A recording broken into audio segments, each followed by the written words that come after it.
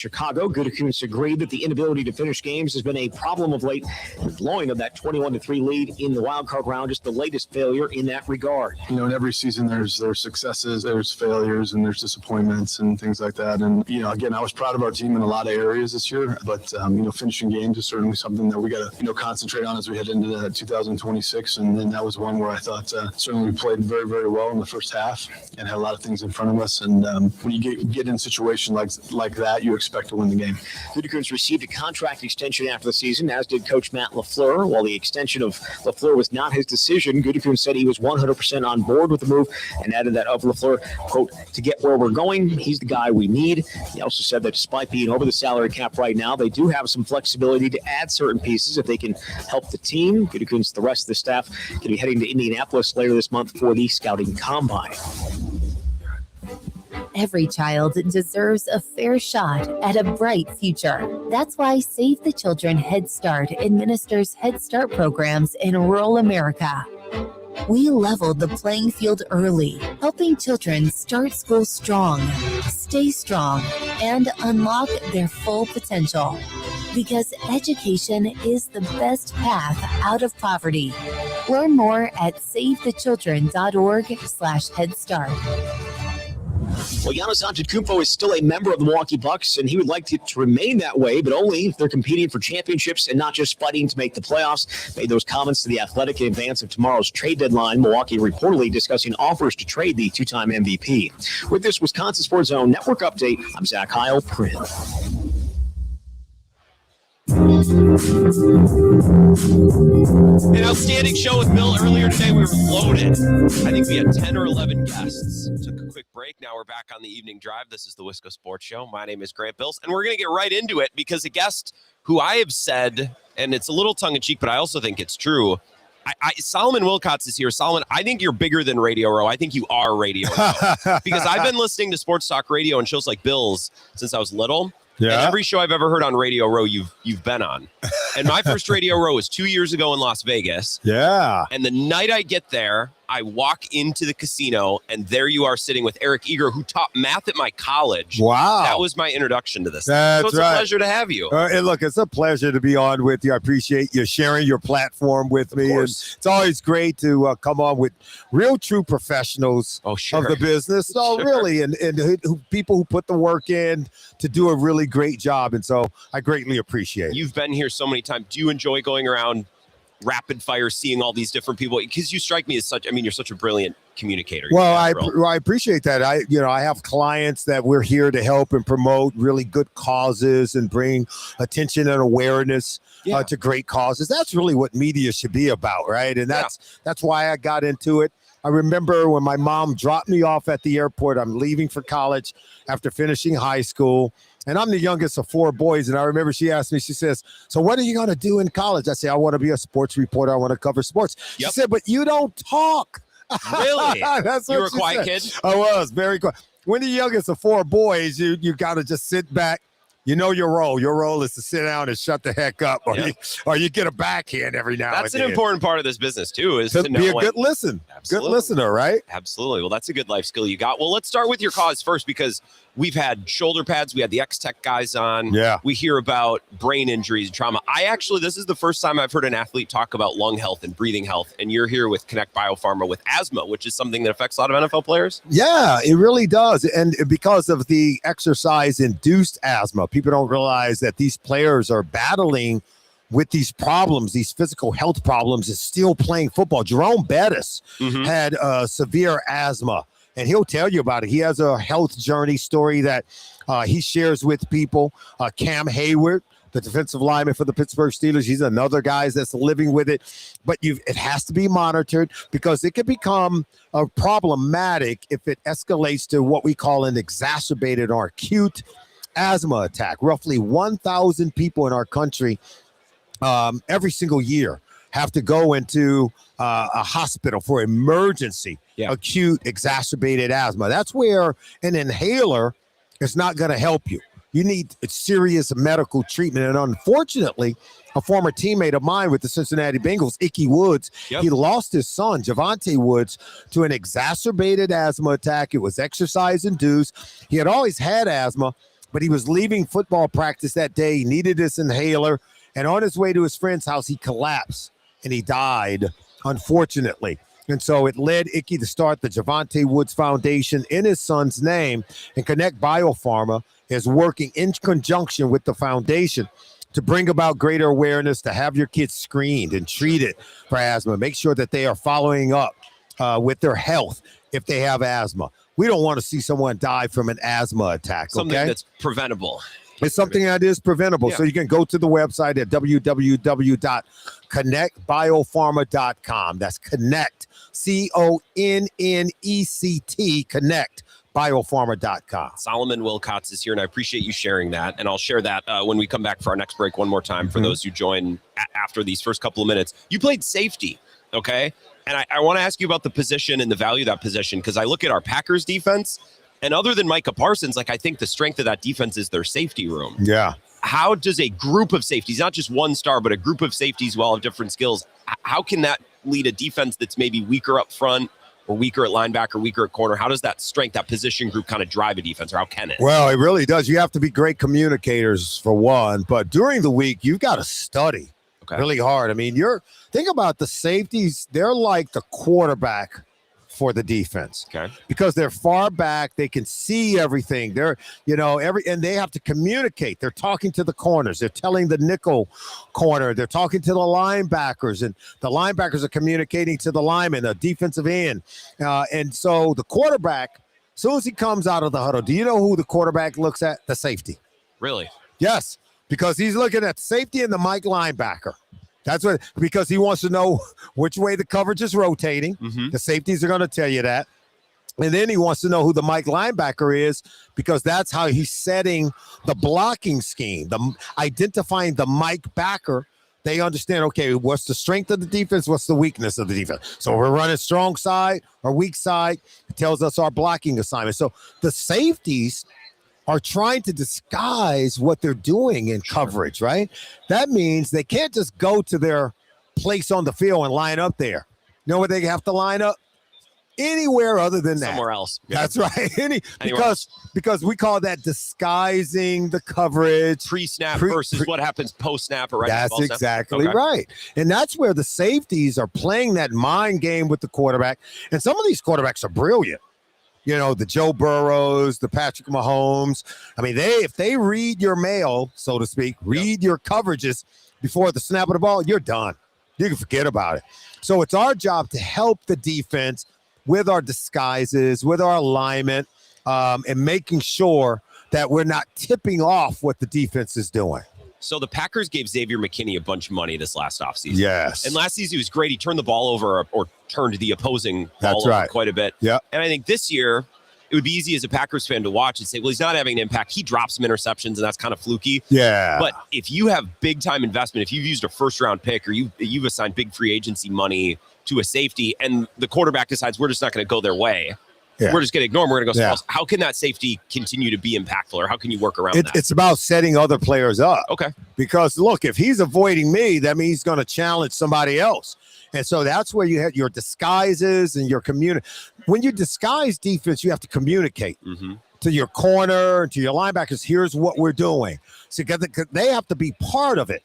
And so just because Xavier McKinney is not leading the league in interceptions like he did 1 year ago, doesn't mean he's not still instrumental and a vital, important part to what's happening on game day. Yeah. I thought Evan Williams was the guy who kind of emerged a little bit, and they were moving him around, and Xavier McKinney was playing more center field primarily, right? Yep. And so I thought what they were doing, they were moving around, they were mixing and matching, and it just so happened the way things were falling, because they were not going to challenge Xavier McKinney. Yep. It felt that Evan Williams was getting more opportunities to make the plays on the ball. Now, he's smart too. He is very smart. He fits the bill of what you're talking about. That's right. So I think they have a really good tandem in what they're doing with their safeties on the back end. You and I both know when they lost Michael Parsons, they lost a force multiplier. Yeah. They lost someone who was really helped everyone elevate, right?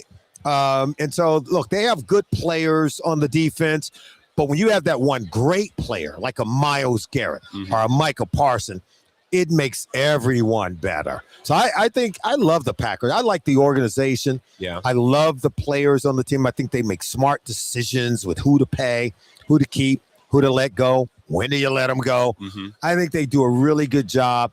And now you just have to stay healthy. And you and I both know that's what impacted their team this year. Yeah, absolutely. Solomon Wilcots. One more thing. They might have to redo a lot of their O-line this year. Their left tackle is set to be a free agent. He didn't really play all that well. Mm-hmm. Elton Jenkins is probably leaving the building. Jordan Morgan, they're sliding in a third-year player. How does the team, and the Packers have always been good at O-lines in my lifetime. Yeah. How do you change 3 or 4 spots on the O-line from one year to the next and hit the ground running? That's the hardest part, right? Okay. Hit the ground running. You added that, right? Yeah. It's one thing to change out players, man. Offensive line and secondary, I think, are the 2 areas where you have to have chemistry. Okay. You have to, communication's got to be good. One person who's weak means the entire unit is weak. Mm-hmm. You ever heard the saying, a chain is only as strong as its weakest link, right? Yep. That's an offensive line. Weak link system. The weak link, and defensive linemen, the way that they move it around, they're going to find who the weak person is, and that's where they're going to break you down, right? And it's hard to protect and cover up for some of those guys. It's easier, I think, to help maybe a guard. It's easy to tackle. It's hard to help them, but can you put a tight end outside of that tackle and have them chip? Yeah, you can. That might help a little bit, but I think you got to be smart in your free agent acquisitions. Yeah. I think you're going to have to get lucky in the draft because it's hard for rookies on the offensive line to just jump into the NFL and play at a high level right away. It's a rare thing. I know you may say, well, how come they're able to do it? How come they're able to do it? Yeah. When you're calling roll on those teams that are able to do that, the list is short. Sure. So just because it happened with one team, it doesn't take long before you run out of names for teams that have done that via the draft. Sure. And lastly, but one more thing. The Packers didn't change their coach. A lot of fans wanted them to. Who is your favorite hire of this cycle? Jesse Minter. Yeah. He seems like the Jesse popular Minter. one. Yeah. I'm not knocking any of those other hires, okay? This guy. Yeah. This guy's got it. He's like the 2 guys coaching in this game right now. He's like Mike Vrabel. He's like Mike McDonald. And all you got to do is go play the audio clips. Listen to what Derwin James says about. He said, "Oh yeah," and Derwin is saying this with a heavy heart because he knows he just lost one of the great coaches. Right? He knows how Jesse Minter made an impact on his career. It's hard to get players to give that kind of praise towards a coach. You know, you don't do that unless that coach changed your life. Well, it's like us with our boss. You know That's what I right. mean? Like some of us have special bosses, and you'll hear about it. Like we'll go out of our way to talk about it. That's right. You'll go out of your way. They'll say, and if you say nothing, then you already know. Yeah. Right. If you say nothing, He signed my checks. that's right. Signs my check.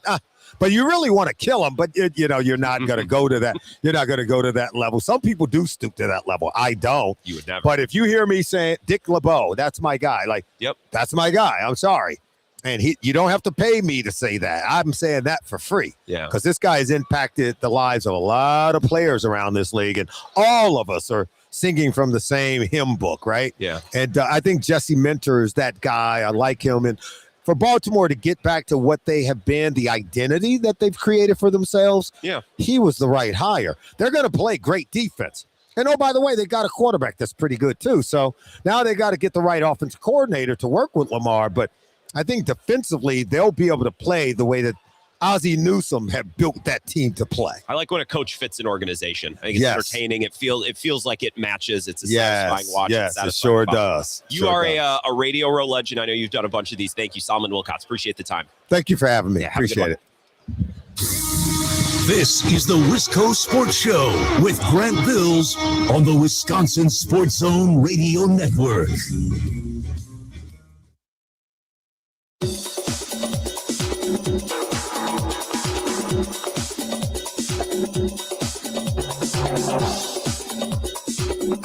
The Wisco Sports Show will resume in 3 minutes.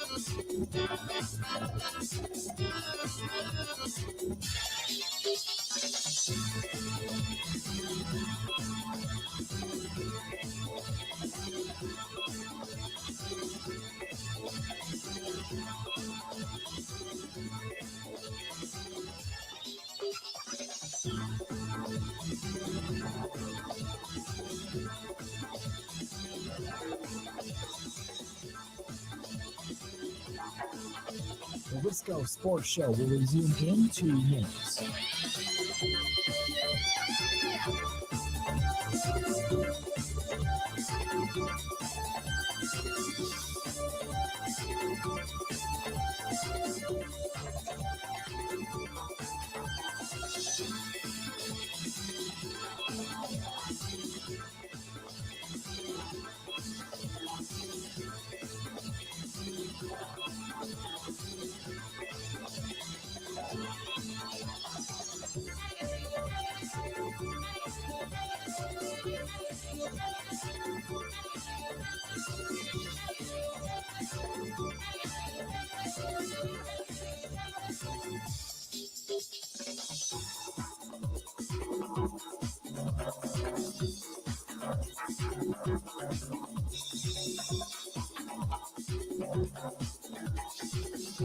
The Wisco Sports Show will resume in 1 minute.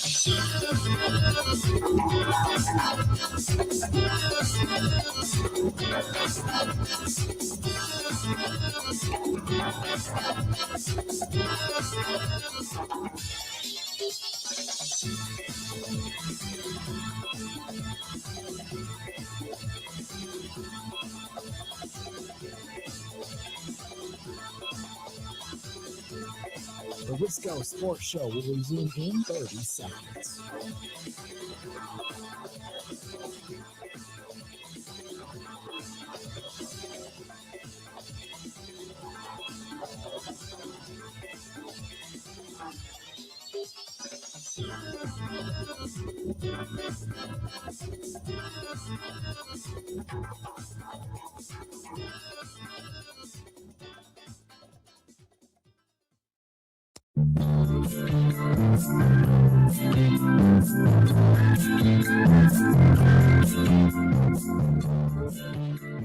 Welcome back.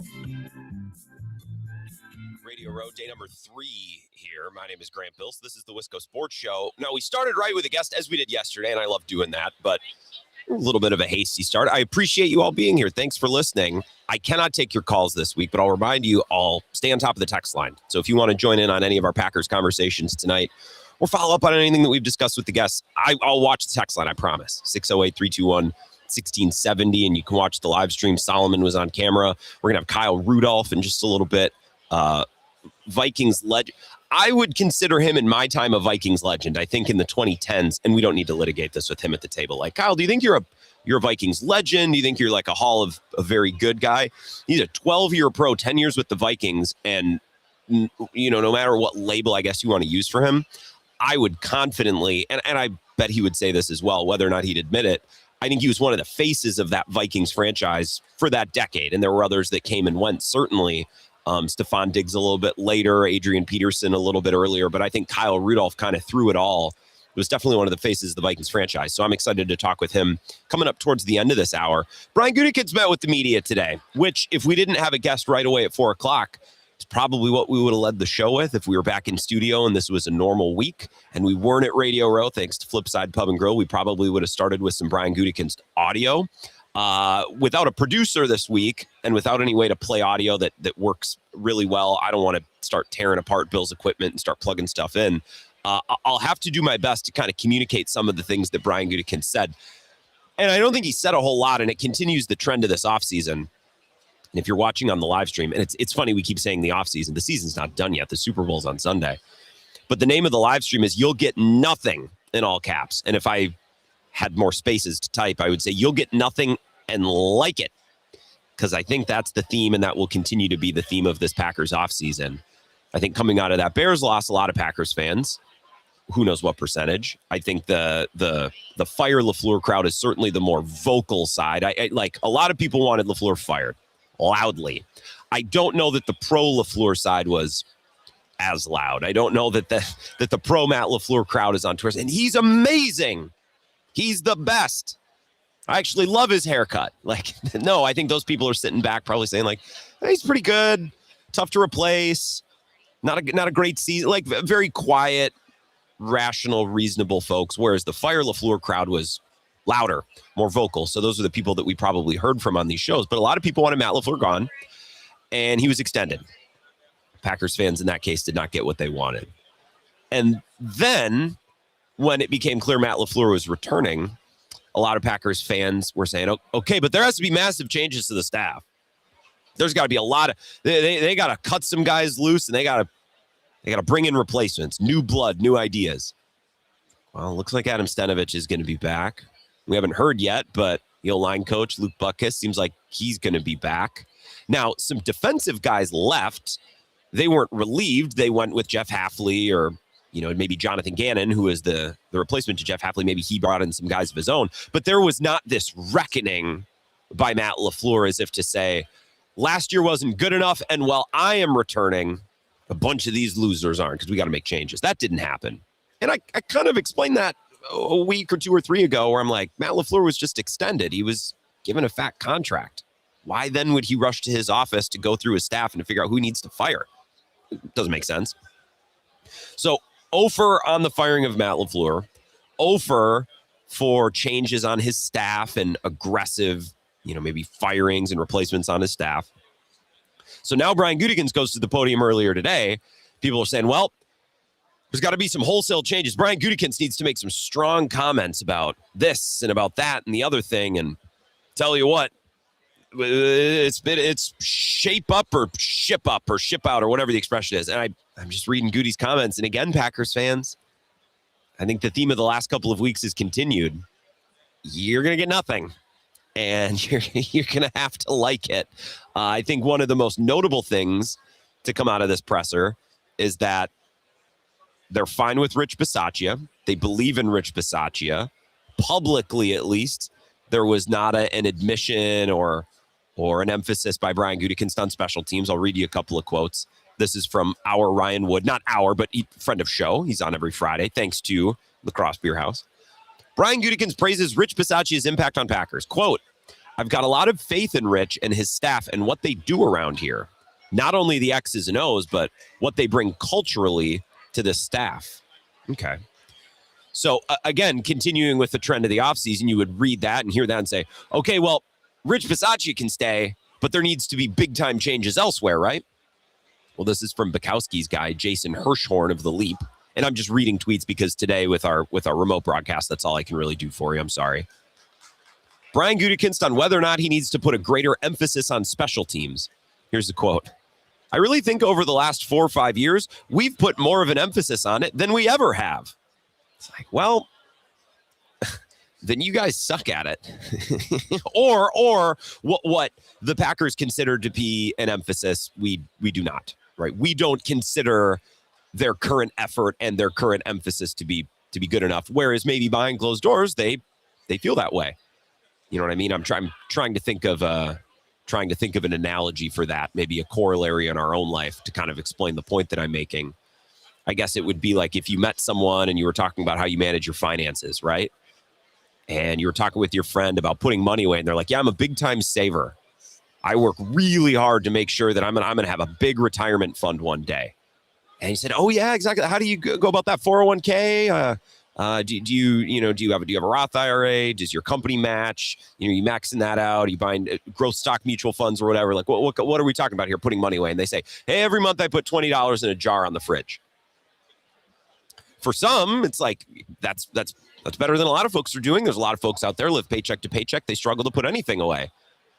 But for others, it's like $20 in a jar on the fridge. Man, I'm putting hundreds away in my company retirement fund. They're matching, and then I got a Roth IRA, and I try to slip some into the stock market when I can. Like it might just be a matter of perspective. Packers fans and people around the league look at their Packers special teams. They say they don't care.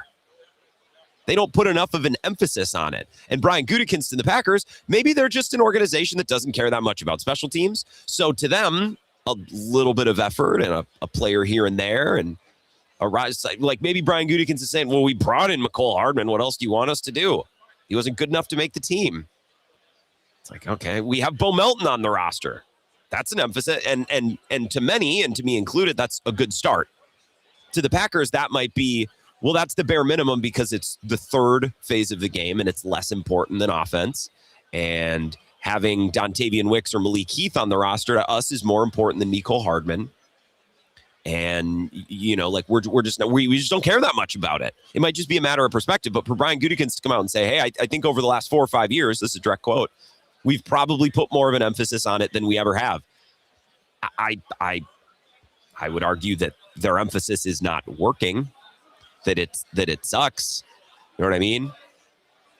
Like, are you wasting a lot of that emphasis? Are you wasting that energy? Or is your emphasis in your world is great, but, you know, by league standards, it's minimal. You know what I mean?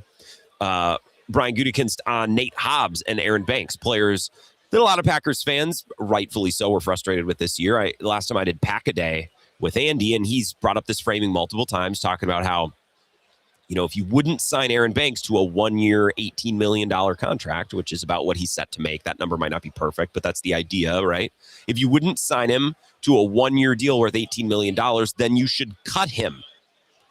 He wasn't good enough at left guard. Or Nate Hobbs, you know, if you paid him all this money, I can't remember exactly how much they paid him, but if you would not re-sign Nate Hobbs to the deal that you're about to pay him, then you should cut him. Then you should move on.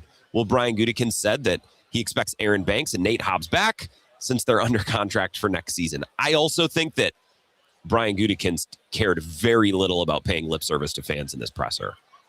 He also talked about the cornerback room and said, we need some depth, but I think Keyshawn Nixon had a very good season. I'm happy with that position. I don't believe that. I think Keyshawn Nixon, by the way, did have a fine season. The bar was very low. His contract's very manageable. He was never supposed to be, and his position was never supposed to be the strength of this defense. The strength was supposed to be the pass rush, and then the safeties on the back end, and Edger and Cooper. Well, what happened? Micah Parsons and Devontae Wyatt, who are their two best pass rushers, got hurt.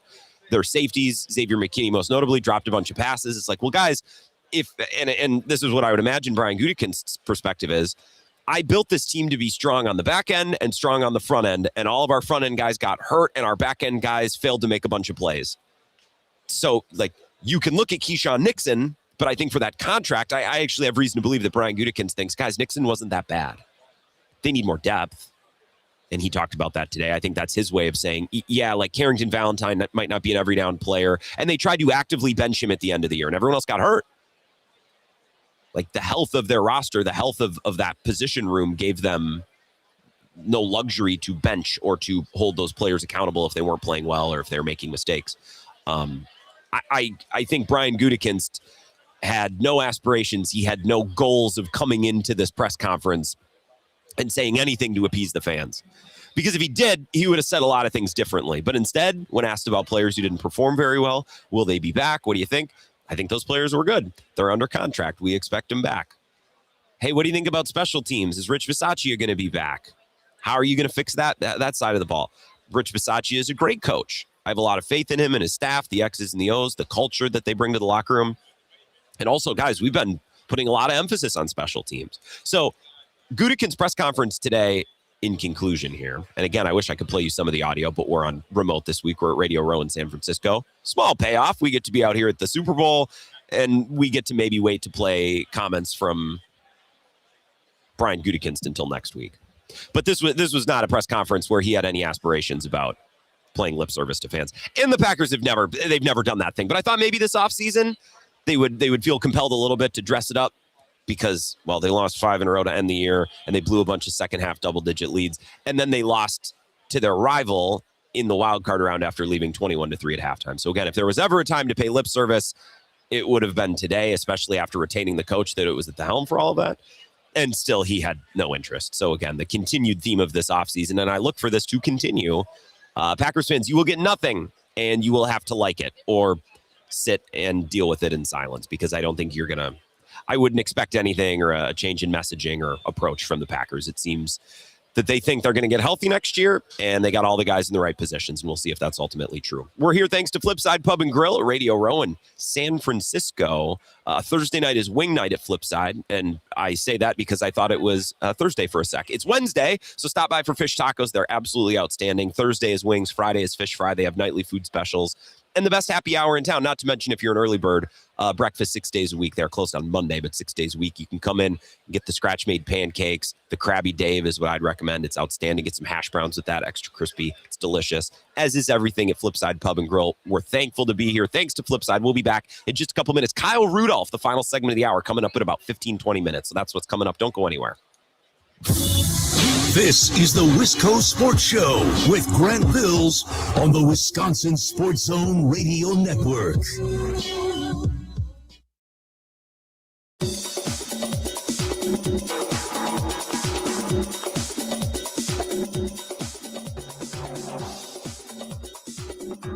The Wisco Sports Show will resume in 5 minutes.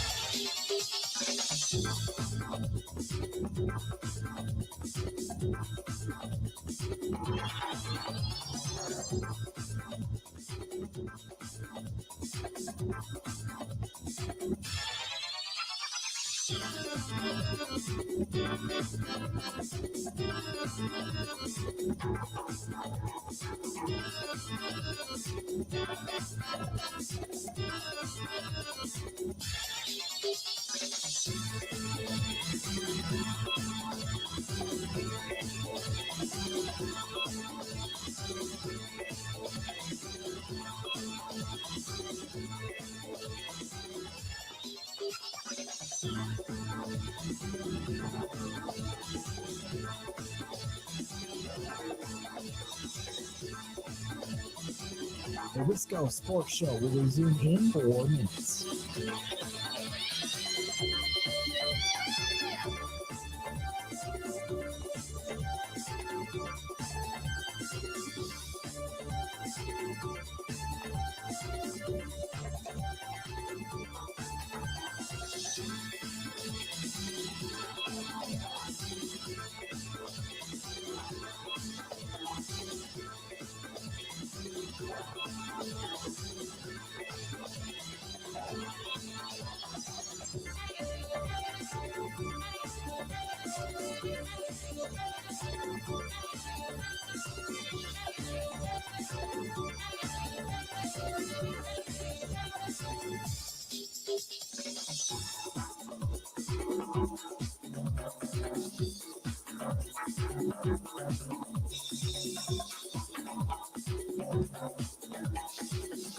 The Wisco Sports Show will resume in 3 minutes.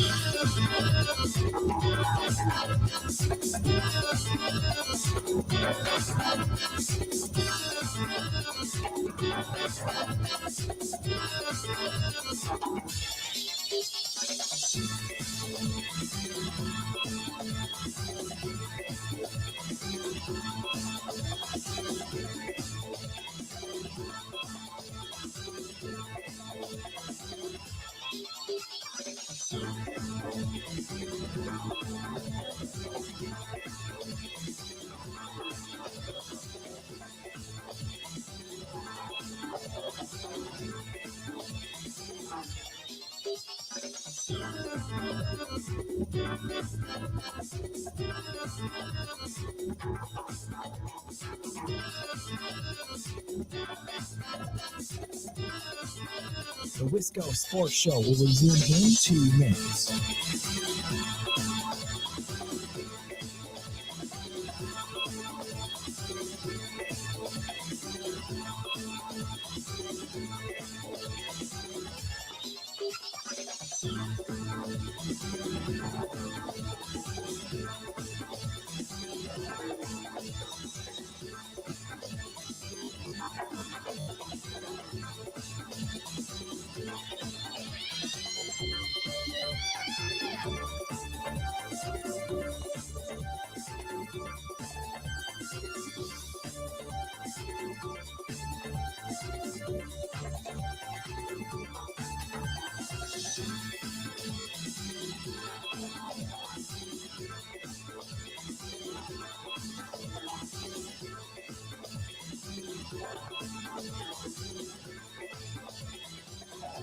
The Wisco Sports Show will resume in 1 minute.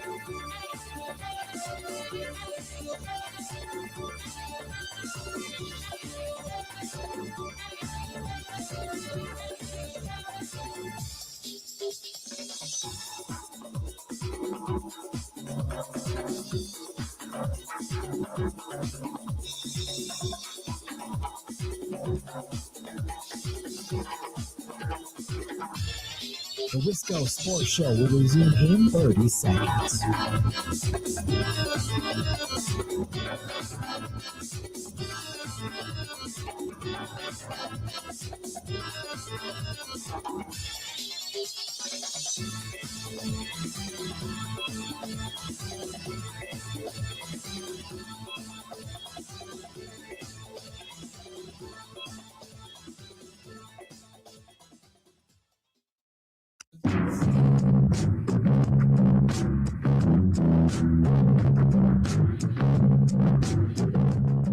It's the Wisco Sports Show. Welcome back. Happy to have you here live in San Francisco, Radio Row. A pleasure, a privilege, an honor. And I'm not being sarcastic. Solomon Wilcots is a Radio Row legend and one of the most bubbly, glowing, talkative, personable guys I've ever met. So to have him on at the beginning of the show, I always love talking with Solomon Wilcots. We're going to have Kyle Rudolph in about 10 minutes. But just an awesome Viking for a long time. And again, I think one of the faces of that franchise in the 2010s. And I want to talk about the NFC North. I want to talk about what's going on with the Vikings currently. And, you know, a point of discussion that we've hit so far this offseason, which has been brief because the season isn't even over yet, but the Packers offseason is the way that the Packers rivals view them versus the way the Packers view their rivals. I think it's important. I think it factors into the play style and the attitude that they bring in to some of these games, as we've talked about. We reacted a little bit to Brian Gutekunst's press conference. It is worth mentioning that Jim Owczarski has an absolute nuke of a story out with Giannis today.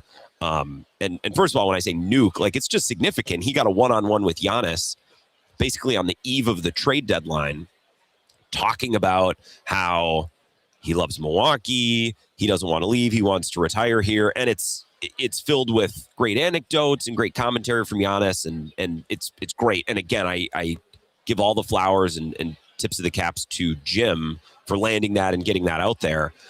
I guess I'll say the unpopular thing and admit that I don't think it means what some think it means. I think some see it as a complete and total rejection of everything that's been reported, of everything that Shams has said, and everything that it's like, see, he's not interested in a trade. See, he doesn't want to leave. And hopefully that's what Giannis is thinking, because I want him to come back and be healthy, and I want the Bucks to be better next year moving forward, and I want them to compete with Giannis. That's the dream. I think if we were all given the option, it's like, hey, the Bucks could be contenders next year after a reset. They wrap the roster around a little bit. They make some picks, and they're right back on it. And maybe Giannis gets some rest this year that he finally, had his chance to get. He doesn't play as much basketball. We'd all take that, right?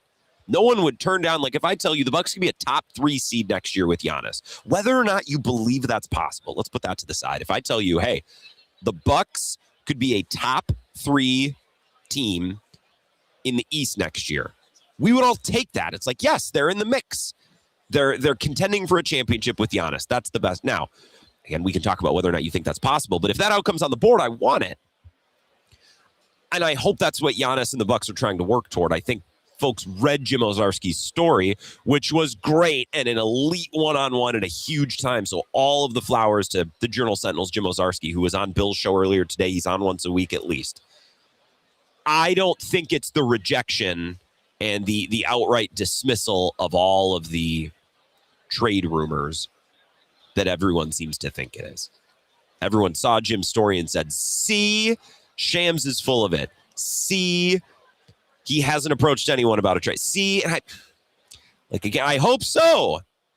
But I think multiple things can be true at once. I think Giannis can love Milwaukee and have it as his dream to never go anywhere else and to contend for championships in Milwaukee and to be at the top of his game in Milwaukee and never have to move his family. And it's all tulips and rainbows and butterflies and roses. I think that can be true. But it can also be true that Giannis looks around and says, but that's not possible here.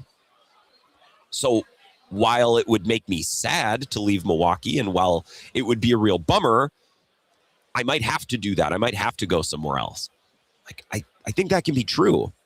So not to say that Jim's story is meaningless. I think there's lots of meaning in there. I also think that it could be viewed as Giannis saying, look, I wanted to be here forever. It didn't work out. I did not go, kicking and screaming and demanding the Bucks trade me. That's not what happened. It just didn't work out.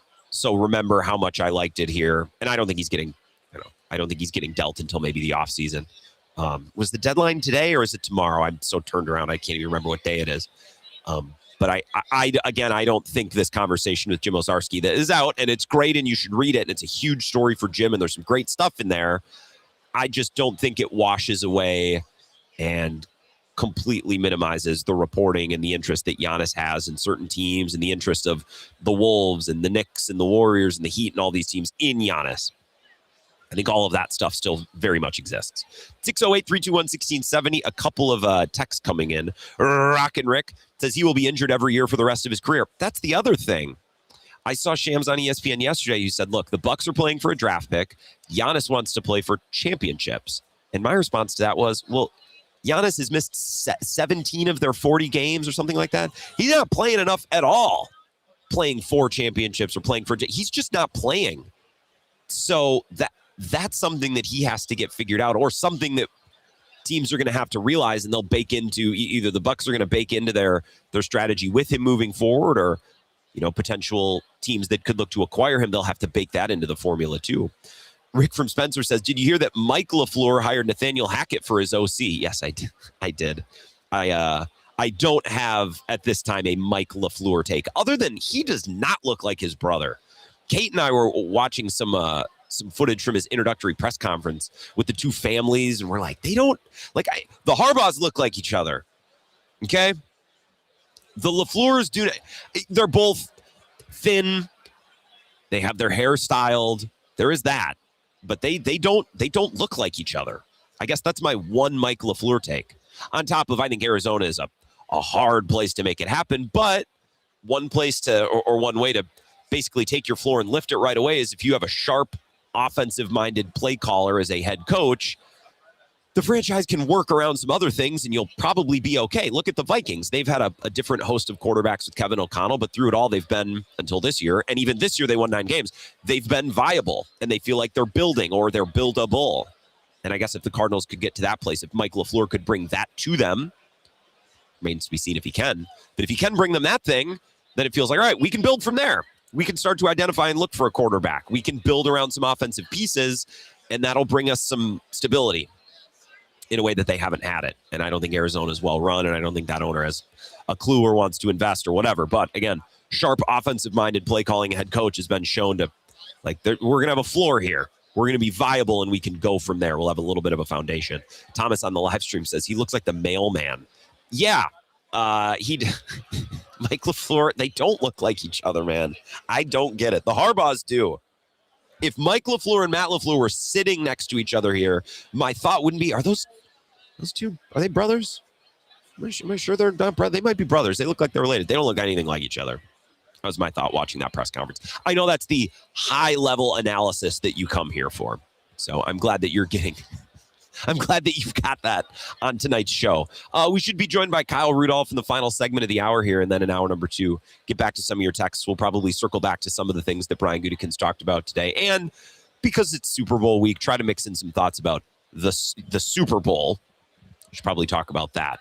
And that's coming up, obviously, on Sunday. So we'll work that into hour number 2 of the show as well. But we're going to break just a little early in case Kyle Rudolph appears. I want to have the most time with him possible. Thanks to Flipside Pub and Grill for presenting the show. They're on La Crosse's north side. And for our WK2I listeners, please go in and support them, even if it's just like, I'm going to stop there for happy hour this week and get a beer. Thank you. It's appreciated.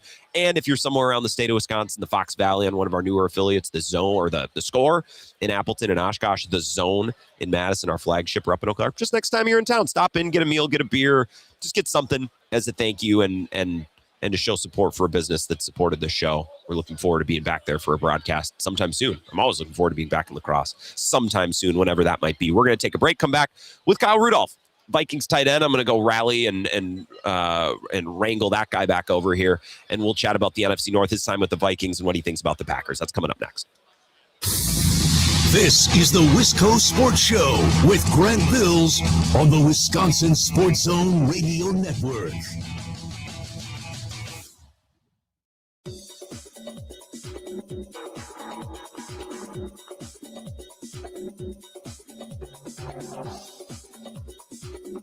The Wisco Sports Show will resume in 3 minutes.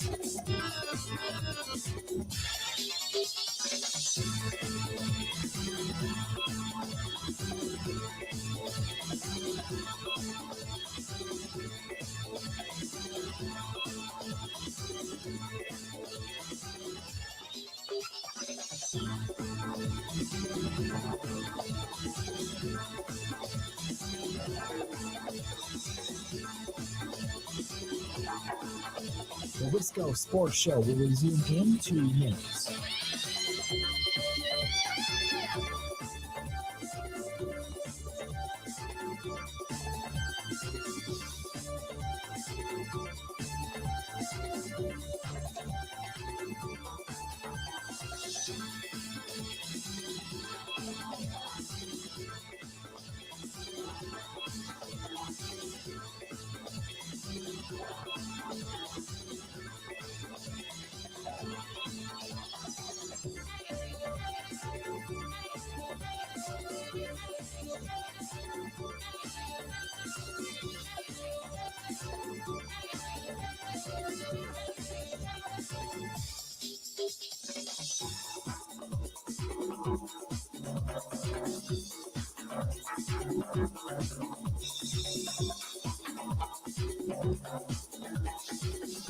The Wisco Sports Show will resume in 1 minute.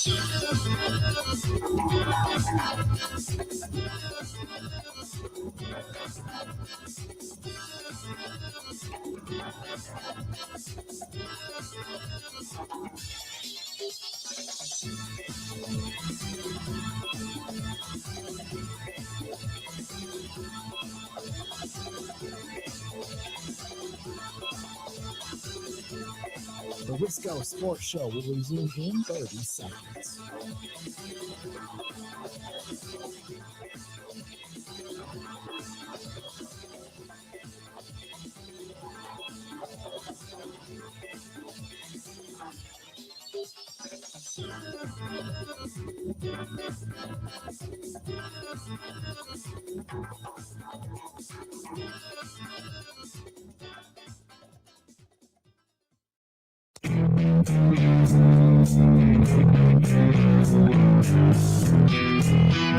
Wisco Sports Show, last segment of the hour. Appreciate you being here. We're live at Radio Row. Sunny San Francisco. We had the media party last night, which was very West Coast. It was very San Francisco. It was at the EA Sports headquarters. It was very techie. The person in charge, I didn't even catch their name or their role, but the person in charge got up on the stage, gave a very Kendall Roy coded address about here's what we do here, and that's cool. Again, it fits the techie nature of this area, but I think a lot of people were there. It's like, hey, man, we're here to eat and drink and just hang out, but you go ahead and give your spiel. So that was last night. I know Bill's amped up for Cigars with the Stars tomorrow night. I always like accompanying and learning a thing or two about a cigar, a stogie, a stick, and a glass of bourbon. Now, we're set to be joined by Kyle Rudolph. His last spot's running a little bit behind. I got a text, and I actually told him, hey, we got nobody at 3 o'clock. So if you want to take your time, we might have a little bit more time. But he will be over here at some point, and that's kind of the nature of this thing. So we'll get to him before too long. We got the rest of the show. One of my favorite things to do while we're on Radio Row, unironically, is talk about things that don't fit Radio Row. And I don't know how I missed this the other day, but yesterday the Brewers put out their theme nights for 2026. It's one of my favorite things to break down and to react to, the Brewers theme nights. The list is a little short, and I don't know if they're going to add more. I mean, maybe it's not short. Maybe my frame of reference is off. Maybe there's only 7 of them. There's 1 in April, 2 in May, 1 in July, 2 in August, 1 in September, and that's it. Maybe they'll add more throughout the season. I guess I can't remember correctly. I just felt like in the past we've been given a more robust schedule. But we can react together. Hopefully Kyle Rudolph doesn't come whipping around the corner and I have to explain to him what the hell I'm talking about, because that would be embarrassing. We start with Star Wars Night. I mean, this is a tried and true classic on April 24th, presented by Lucasfilm Ltd. 2026. I love you have to have the trademark on the list. And I don't have a listed, I suppose, if they have a giveaway. I can pull up the website. I'm just looking at the tweets. Star Wars Night, the Force is strong. Get a Grogu bobblehead. Outstanding. With the purchase of a special theme night ticket. Enjoy themed entertainment throughout the game. An epic post-game laser show to bring it all to life. Outstanding. I've been to a Star Wars night as a Star Wars fan myself. I've always been a fan. The last time I went was in 2016, and it was very fun. However, the team sucked in 2016, and respectfully, you could feel it in the ballpark. The Star Wars stuff was cool. I had a good game. I always have a fun time at the ballpark. But in April, even if the Brewers blow, we won't be able to tell yet, probably. Although I was pretty sure that they sucked. And they were the worst Brewers team I've ever watched after the first weekend last year. So who knows? Bark at the Park, presented by Tabo Pets. Here we go. Bring your four-legged best friend to the ballpark. Enjoy a Brewers game alongside your pup, and take home a Brewers dog toy with the purchase of a special theme night ticket, because we all know your dog is a Brewers fanatic too. In addition to the ball game, each game ticket includes a donation to the Wisconsin Humane Society. Well, that's outstanding. Please note, Bark, you probably don't care about this. My favorite part of Bark at the Park night, and I've never been, because the actually, if we're being honest, the idea of taking my pet to that situation, that is horrifying to me, because I don't think I've ever had a pet that would deal well with that. Overstimulated. But I love watching it on TV, because the B-roll in and out of commercial breaks is just great. Oh, look at this cute golden retriever. Look at this border collie. It's some of the best television of the year. So I always look forward to Bark at the Park night. Let's go to a new one. This is May 12th against the San Diego Padres. Boy Band Night, presented by Wintrust, Wisconsin's bank. Now, they also sponsor the Cubs, so I don't really know how they get away with being Wintrust, Wisconsin's bank, but whatever. Boy Band Night celebrates the biggest hits and heartthrobs from your favorite eras. Rock your exclusive Boy Band Night t-shirt with the purchase of a special theme night ticket. Enjoy themed music, I should hope so, and in-game entertainment, and cap the night off with a post-game fireworks show. We want it that way. Will there be a boy band post-game concert is what I want to know. And that's what I'm saying. Are these theme nights subject to change? Are we looking to get additions? I hope so, because, again, the schedule is hardly robust. Friday, May 22nd, what about Paw Patrol Day for all junior Brewers fans? It's perfect for families, featuring themed activities, kid-friendly fun, and appearances inspired by everyone's favorite rescue pups. I have realized that there is a big difference in folks who have kids and kids who don't, for lots of reasons. Duh. But one of the places I notice this most is the knowledge that certain parents have of Paw Patrol. And what is it, Mrs. Rachel? Is she actually embroiled in political controversy all the time, or is that just something the internet tells me, or is that just like an Onion thing? I'm very disconnected to all of these children's shows. It's been a long time since I watched the likes of iCarly and Victorious and others. I don't know who your favorite Paw Patrol character is, but get ready, again, May 22nd. Naruto Night. This is July 19th. Believe it. That must be a Naruto thing. Don't miss a one-of-a-kind crossover when Naruto Night comes to the ballpark. I hope I'm saying that correctly. Join the game with a special theme night ticket for a Naruto-themed baseball jersey, anime-themed activations around the park, and a post-game laser show. What about Hello Kitty Night? This is August 5th. Taking over American Family Field, fans can take home a Hello Kitty bobblehead with the purchase of a special theme night ticket. That seems to be a theme, by the way, a special theme night ticket. I am old enough to remember when, as Kurt Hogue once said, bobbleheads are your birthright. Now, of course, the special theme night ticket. And enjoy themed fun throughout the game in this adorable all-ages celebration. Now, the final one on the schedule, and I must say, I believe I saw Onabom tweet about this. This is a little on the nose. They're having Peanuts Night, which they have like 5 guys in the infield who are all like 5'5", and I don't know. Is that going to be a little too on the nose? I look forward to the presentation of that. Give me 1 sec. I want to talk to Kyle Rudolph's guy for a second.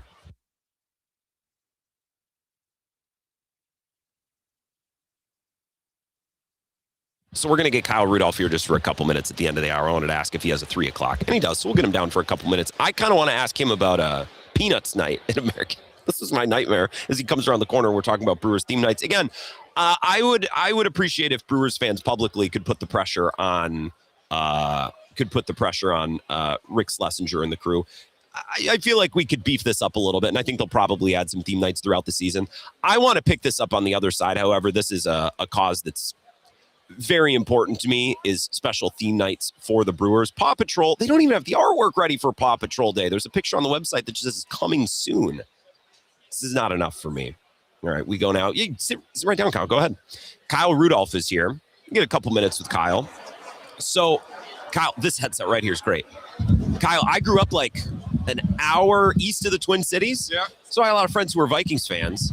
I graduated high school in 2016. I think you're one of the faces of that franchise for that tech, don't you think? Thank you. I mean, I was just there for a long time. I think you. Well, that's half the battle. But isn't that half the battle in the NFL? Seriously, I'm not even kidding. No, 10 years in one place doesn't happen a lot. But, for me, I was fortunate over those 10 years. I had so many great teammates and like unbelievable players that I got to play with. I think it's more people just saw me for such a long time. Like, damn, that guy's still here. I mean, that's important. Yeah. Tell us, because Packers fans, we're a Packers show in Wisconsin. Yep.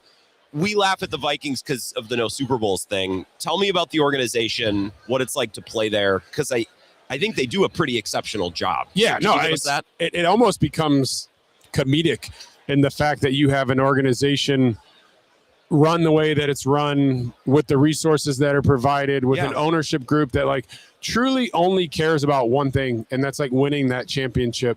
I believe the only organization, I know for sure, top 10, maybe top 5 win percentage with no Super Bowls. Everybody else has got multiple Super Bowls. I don't think their fans probably think it's comedic. There is a certain dark comedy to it. Let's say that. They do. I think they would go more on the curse side. Sure. But there's also the like, well, I mean, at this point, it's just like, this is funny. Like, yeah, we're cursed. We'll never get one. Throughout my time in Minnesota, I feel like the fan base is just kind of like waiting for things to go bad. Yeah. Look at not this past year, but the year before. They're, 14-2, one of the best teams in the NFC, but yet like it's always lose to Detroit. You don't get the bye. Then they lose in the first round. And it's, see, I told you so. Yeah. Like they're just waiting for that moment. So hopefully at some point they'll get over the hump. Give me 30, 45 seconds around time crunch, the way that Vikings players and other players in the division view the Packers, that rivalry. I think it's a respect. Okay. I think Lambeau for me was always one of the cool. I scored a touchdown in 2012 and jumped right in the crowd. Yeah. Like I did a Lambeau. I got covered in beer and everybody's like, well, why'd you do it? I'm like, because I was like a child that jumped in the bushes after I scored to like do a Lambeau leap. That's cool. Yeah. Like, I don't care if there's like this rivalry, like that's awesome. So I think from a player's perspective, it's always, just respect, like, because they were good. Yeah. And we were good. And we knew it was probably between the two of us. Chicago popped in every so often, but really it was either Minnesota or Green Bay is coming out of the NFC North. So talk about good sports. I know that you contribute to youth sports. We got about a minute because you went to Elder, which is where Bill went, and you gave so much money to that high school and their training. So this is obviously something important to you. It is. I think for me, when you think about youth sports and the way youth sports have changed over the years, money has become a huge barrier to entry, not just to be on the team, but you think about like kids, the last thing they want is to go out there with like the hand-me-downs from their older brother. Yep. They want a new pair of cleats. Like, you look good, feel good, play good. Like that's true for kids too. They don't get made fun of because they have crummy equipment. So, over the course of the history of good sports, $130+ million raised, 10 million kids impacted by their work. I just think it's extremely important. You're a pro. We got all that in just 3 or 4 minutes. Thank you for the time, man. I grew up watching you. You're a great player. Appreciate it. Awesome. Enjoy Radio Row. We'll be back in 2 minutes. We'll get an update from Zach Heilprin. And let's get back to the Brewers promotional schedule because that cracks me up. All right, we'll be back.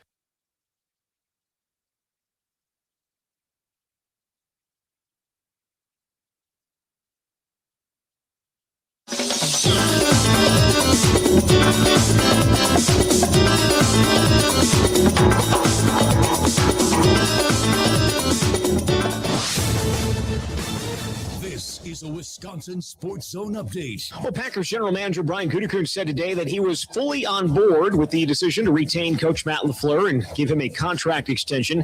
Speaking with reporters for the first time since the season ended in Chicago with another blown lead in the playoffs, Gutekunst said the decision was made by team president Ed Policy, but it was one that everyone thought was the right one. Fully supportive of it because I had the opportunity to work with him for 7 years really closely. You guys know him. He's an excellent football coach. To get where we're going, he's the guy we need. He's as eager as anybody to get back at it. Nobody's really satisfied, obviously, with kind of how this season ended. So I've been through these before where it's like as soon as the season ends, you want to get started on the next one because, you're just not satisfied with where we want to be. Gutekunst hit on a number of other topics, including he feels they have some flexibility if they wanted to add players in free agency. Turning to Wisconsin, Coach Lou Fickell did not get the routine one-year contract extension other fall sports coaches got today. AD Chris McIntosh said Fickell asked him last month not to be considered for the extension following a 4-8 season. Fickell still has 6 years left on his contract. At a time when children are in crisis, the Kids Mental Health Foundation envisions a future where mental health is a vital part of growing up, and support starts with all of us. At home, at school, at practice, everywhere kids are. The Kids Mental Health Foundation is the leading organization promoting mental health for children in the U.S. and has free tools and information developed by experts. Having those resources is the same as the CPR class to me. We're trying to save a life here. Check out kidsmentalhealthfoundation.org to get started. Well, Giannis Antetokounmpo told The Athletic he wants to stay in Milwaukee, but also wants to compete for championships and not just fight to make the playoffs. Those comments come as the team reportedly in negotiations to trade the two-time MVP in advance of tomorrow's trade deadline. Milwaukee in action tonight as New Orleans comes to Fiserv Forum. With this Wisconsin Sports Zone Network update, I'm Zach Heil, Print.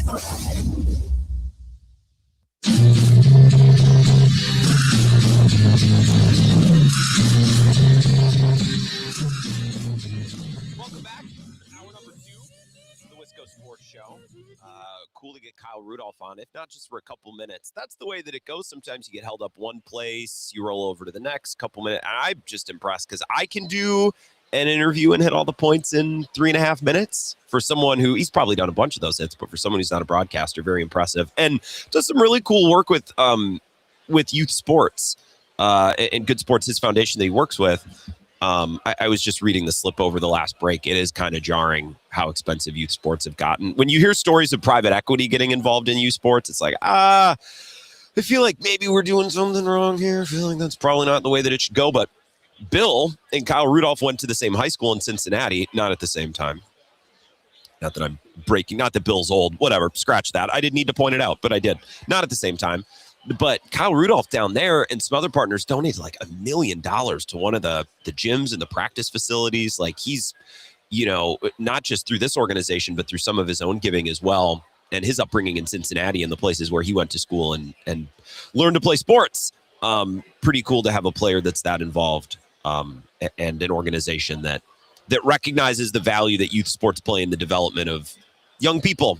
And how a lack of finances can really take away some of those opportunities. So it was cool to have him on and to talk about, the NFC North. It's interesting when I ask him about the rivalry. And of course, he played, his Vikings career and by extension, his rivalry with the Packers started 15 years ago. I don't know that things have changed. The Packers are certainly not the top dog consistently that they were for such a long time. I mean, they haven't been the top dog at all since 2021, Aaron Rodgers' second to last year. I mean, the Packers haven't won the division since last time Aaron Rodgers won an MVP. Think about that, right? So the dynamics of the division are different, and therefore the way that the Vikings, Kyle Rudolph's team, or the Bears, or the Lions, the ways in which those teams view the Packers have certainly changed as well. I don't know that if we were to talk to someone currently on the Bears or currently on the Lions and asked, hey, can you describe the rivalry? Can you describe the way that Lions players or Vikings players, maybe less so Vikings, but certainly Bears this offseason, can you talk about how they view the Packers? I don't know that you would get a message of respect, an admiration. We knew it was us and them. We knew they were going to play some good games. Maybe publicly that's what they would say, but I think if we got an honest answer, like there's more hatred. I think the Bears and the Lions, especially the last couple of years, have been busy exercising demons of a Packers team that's had the heel of their boot on their neck for 20, 30 years, all the way back to the beginning of Favre. And I don't know that there is a ton of respect there. I think we've seen that just with Ben Johnson and some of the things that he said. And I don't know that he's gone out of his way to be disrespectful to the Packers. I guess we could argue on that. I think the comments that Ben Johnson and those remarks that were made in the locker room or in the media, I think it was more about the Bears saying, like, we're not going to kiss the ring and feel lucky that the universe has allowed us to finish above the Packers this year, where I think for a long time, that's the way that it was. If the Bears won the division like they did in 2018, or if the Vikings did like they did a time or two, it was because Aaron Rodgers got hurt, or the Packers fired their coach because the end with McCarthy had hit, and it wasn't viewed as finally we punched the bully back. It was viewed as, all right, we finally the universe gave us an in here. And then next year it'll go right back to being the way that it was, and the Packers will be the top dog. And then, we might have to wait another 5, 6, 7, 8 years. Who knows? I think now the Bears and the Lions, and we'll see if the Vikings are back. I mean, it's funny because the Vikings won 14 games last year. I just don't view them on the same level right now as the Lions and the Bears. But I think especially the Lions and the Bears view this as, no, it's not an us versus them. It's not a rivalry of reverence and respect. It's, we feel we're better than these guys. We're finally proving it. We've finally knocked the bully off the corner, and now it's our job to try to keep it that way. So the dynamics of the NFC North, I think, have changed. And Kyle Rudolph, just a very nice, polite guy as well. I don't know that he was going to sit down and say, oh, the Packers, F the Packers. I don't think he was going to do that. Maybe if you had a current Bear on or a Lion on, they would give a company line as well. Although Ben Johnson's company line was, I don't like that team. F that team. And the team account is posting that and promoting that. So I don't think they're paying lip service or keeping anything behind closed doors. They've kind of laid that to bear. 608-321-1670 is the number. I can't take your calls, but I can take your texts. And I will do that this hour because I want some engagement back and forth. Brian Gutekunst meeting with you earlier today. His remarks continue the trend that started the day after the Packers season ended, the Monday after that Bears loss. So we'll revisit that here in a sec. But if any texts have come in, I want to make sure that I can address those. 608-321-1670. Rick says, I could have sworn I saw Tyler Dunn walk behind you a bit ago. Love to have him on. I'm hoping to get him on, this week. He got here yesterday and was instantly doing some Bills stuff with Keon Coleman, who is a player in probably one of the funniest current situations in the NFL. It's like, hey, your general manager is having to blame your draft selection on the coach who got fired in order to keep his job. Also, we need a big year this year from you, bud. So I saw Tyler Dunn doing some video with him yesterday. I hope to get Tyler on as well. I'm trying, Rick, I promise. And I with all due, or in all honesty, in all respect and in all honesty, I'd rather get him on with Bill. That's my job here. My goal is always to get more guests on with Bill. So if I can get a little person here and there, I'm going to take that. But hopefully we get Tyler on with Bill. Scooter in Eau Claire. Scooter, picture a bit fuzzy on my phone, but is that a Terrapin Station patch on your shirt? If so, very cool. I'm a Hornsby fan. What's your take on Bruce Hornsby's version of Lady with a Fan? My favorite. Great interview with Solomon. Solomon was great. Thank you, Scooter. I love Solomon. Yes, this is a Terrapin Station patch. I thought in San Francisco it would be good to bust it out. I love the first half of Terrapin Station. The Lady with the Fan part is beautiful. And I will admit, I don't think I've ever heard Hornsby's cover of it. I really like Hornsby, but I don't know that I've ever heard that. So now I have a mission tonight, Scooter. I will get back to you on that. Clemhead Mike, the Brewers should have a free beer night. The entertainment will take care of itself. That's a good point. Free beer night presented by Molson Coors, or, whatever. Post-game entertainment will include everyone fighting in the parking lots after Trevor McGill blows a 3-1 lead and Joey Ortiz strikes out 4 times with the bases loaded. Yeah, you are correct. The entertainment would take care of itself. Jay Krebs says, isn't that Matt's biggest weakness? He can't put a stranglehold on the division. Yeah. How do I want to respond to that? I think the Matt LaFleur Packers have shown really since his first year that they struggle to put a stranglehold on games. And I think because they can't put strangleholds on games, they lose an additional game or two every year that they shouldn't lose. And then they're winning 9 games instead of 10, as I've said, or 10 games instead of 11, which means they're a wild card team, which means they're going on the road, which means their path to a Super Bowl is really difficult. Yes. I guess if you ask me what Matt LaFleur's biggest weakness is with the Packers, it's really hard to nail down, but something that I've talked about since the Bears loss, and really weeks before the Bears loss, is this is a team that even when given an easier schedule, for all that's been made of the Patriots schedule and all the winnable games, they were able to bank 14 of them and be a 2 seed and play at home because of that easy schedule. Yeah, it was an easy schedule. But folks, do you think the Packers would have won 14 games no matter the opponents on the schedule? I don't. They lost to the Browns this year while they were healthy. Tucker Kraft played in that game. Micah Parsons, Devontae White all played in that game. Yeah, well, Christian Watson didn't. Okay, well, guess what, guys? It's football. The entire team isn't always going to be healthy. Jim in Cottage Grove says, just to let you know, and I did know this, Jim, 96.7 The Zone has a race delay, and they're playing NASCAR stuff. So if people want to listen to your show, you have to go to the website or the Wisco Sports app. You should probably tell people, but they won't be able to listen anyways. So that was a stupid thing to say. You are correct, Jim. We are, I believe, and Ebo told me this, The Zone is carrying NASCAR coverage today because it's delayed or whatever. Isn't it preseason? Whatever. So The Zone is playing that.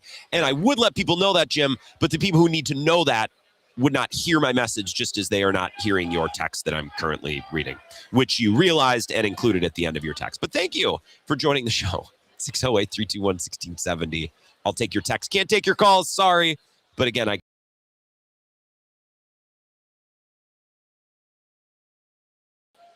And to get into Brian Gutekunst's presser, I think it's a continuation of a trend that started the Saturday after the Packers lost to the Bears, or the Monday after the Packers lost to the Bears in the playoffs. I think Packers fans want a pound of flesh. And if it's not going to be the head coach, it's got to be someone on his staff. And if it's not someone on his staff, then it's got to be someone on the staff, Rich Bisaccia. And if it's not going to be anyone on the staff, well, then it needs to be some sort of a pound of flesh or contrition or recognition of error by the organization. And you didn't get that from Brian Gutekunst today. So I think the theme of this offseason, Packers fans, is you are going to get nothing and you're going to have to like it. They retained Matt LaFleur. Matt LaFleur appears to be retaining most of his offensive staff.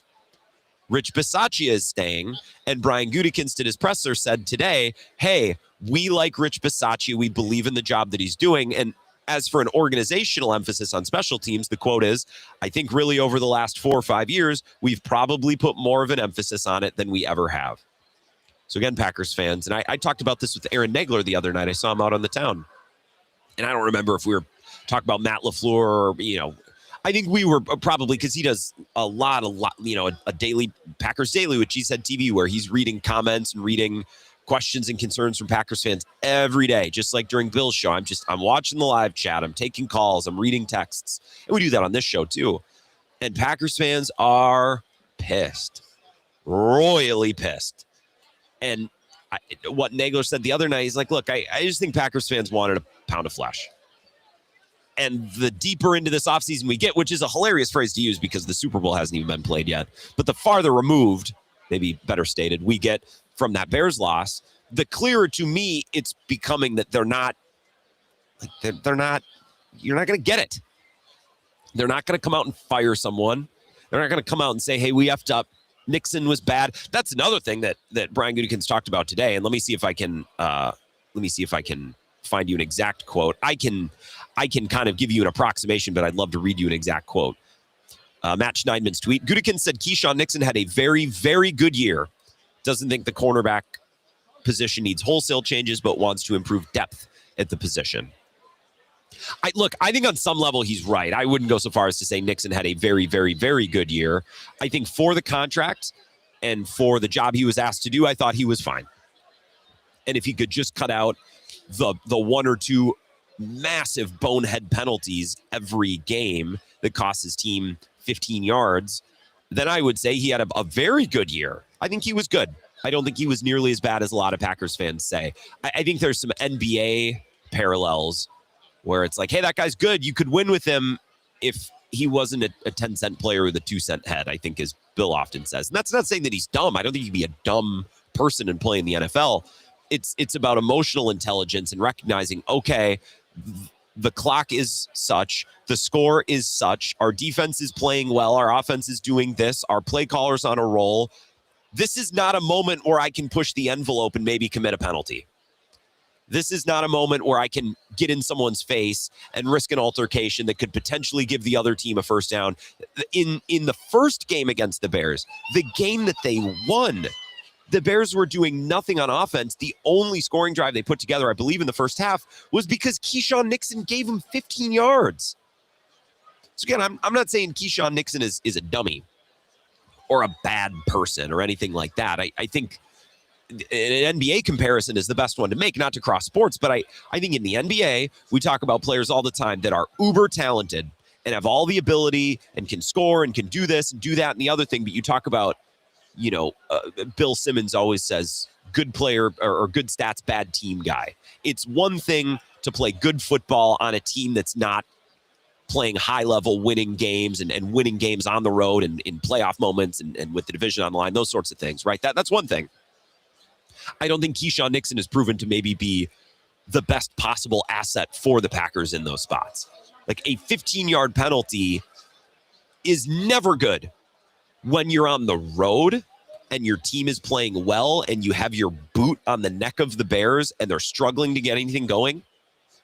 That's a moment where you have to realize, hey, man, I can't even risk getting a personal foul. I can't even risk getting a taunting. I can't even begin to go there. Because it can't happen. And I know everyone looks at that second Bears game when he took a pop from, was it Luther Burden?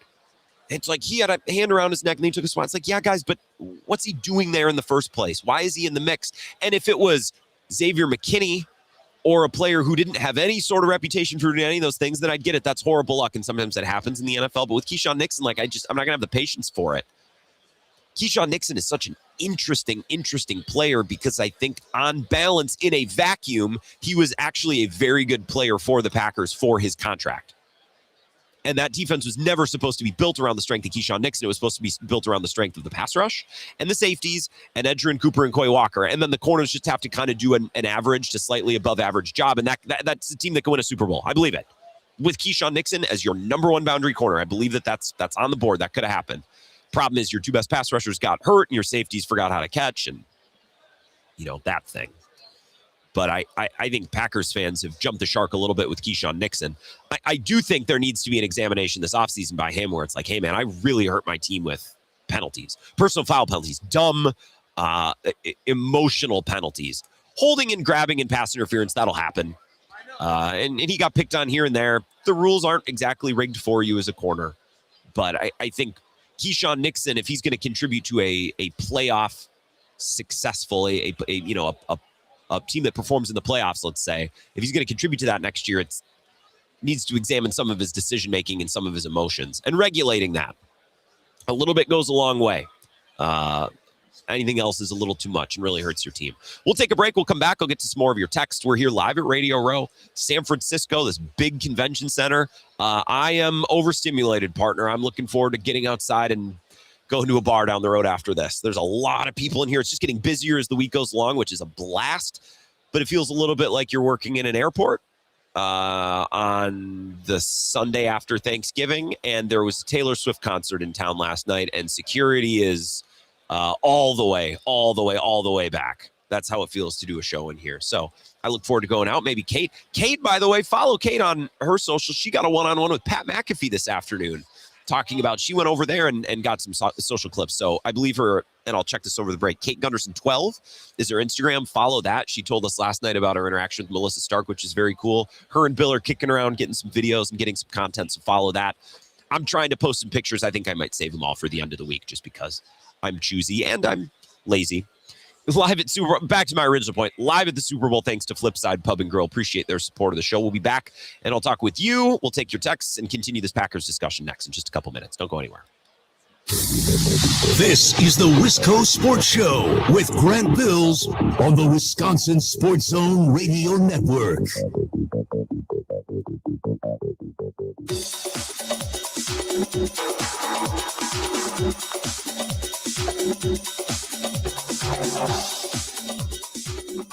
The Wisco Sports Show will resume in 3 minutes.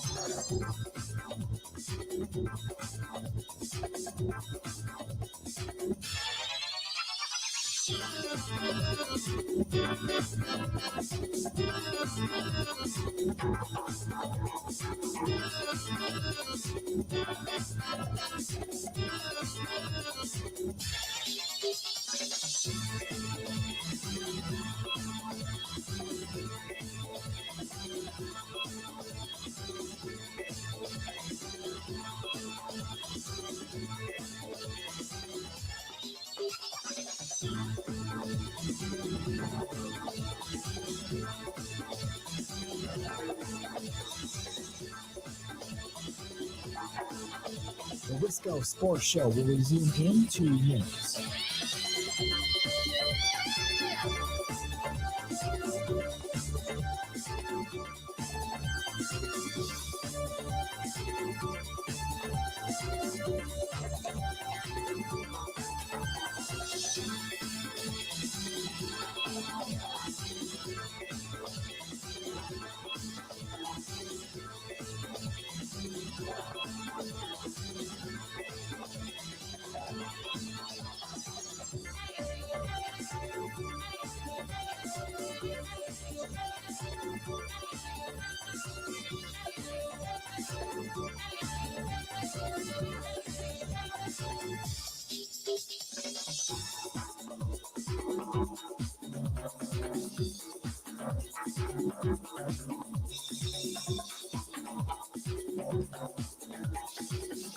The Wisco Sports Show will resume in 1 minute.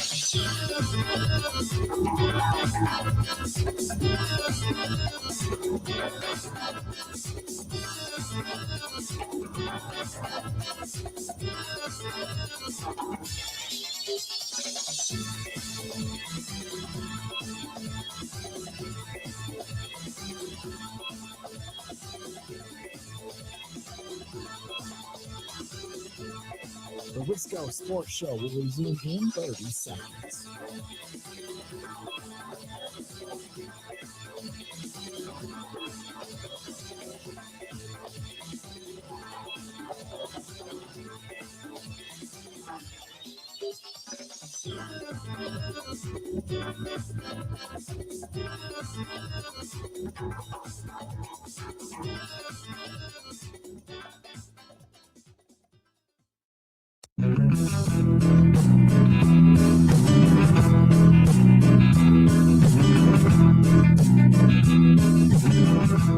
Welcome back to the Wisco Sports Show. My name is Grant Bills. Follow me on Twitter, by the way, at Wisco Grant. I've been posting some things from Radio Row this week. I honestly, during Bill's show earlier today, we were so freaking busy, and it was busy good. But typically when I book the show, it's like, okay, so 4 hours, and we might have, 2 guests an hour. And I don't really like to leave a little wiggle room because we see someone walking by, I want a place to stick them.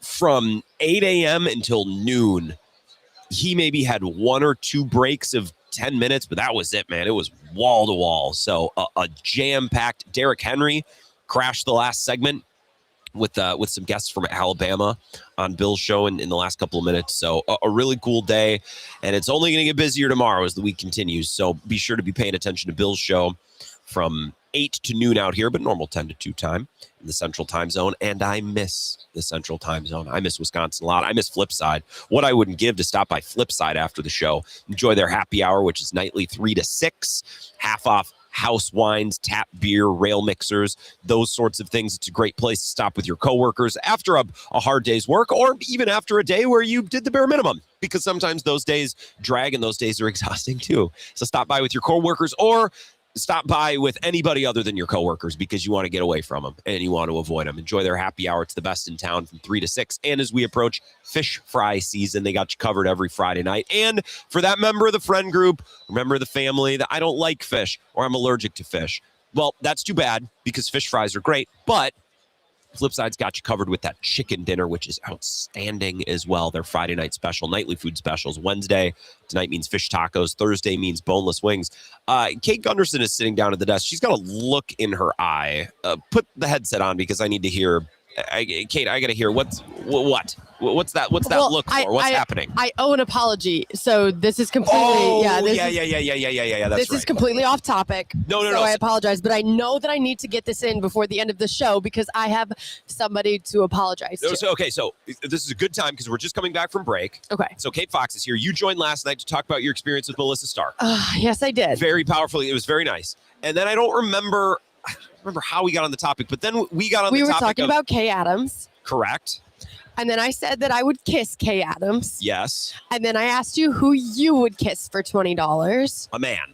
What man I would kiss for $20. And we talked about that. And for the record, I struggled to come up with someone. I settled on Chalamet, I guess. And everybody agrees you are a Chalamet guy. Well, I don't know what that means, but I'm going to move past that. Okay. And you shared an anecdote about Ebo, and this is why you need to apologize? So I said that I had the receipts. Okay. And that Ebo said for $20, he would suck you-know-what of Riley Green. Yes.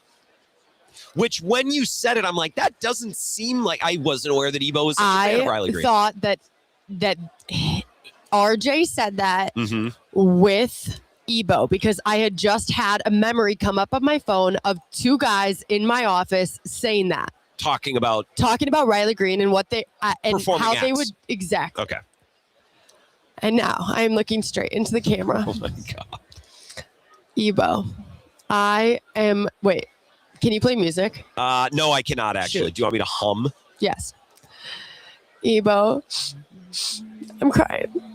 Ebo, I'm so sorry. I did not mean to say blasphemous statements like the ones that I did. Please keep humming, Grant. All right. I was wrong for that. I now know that it was our HR director, which is worse, Lance, who said that. And I don't mean to put Lance at blast, but you did. In order to really get to the bottom of this, I had to apologize.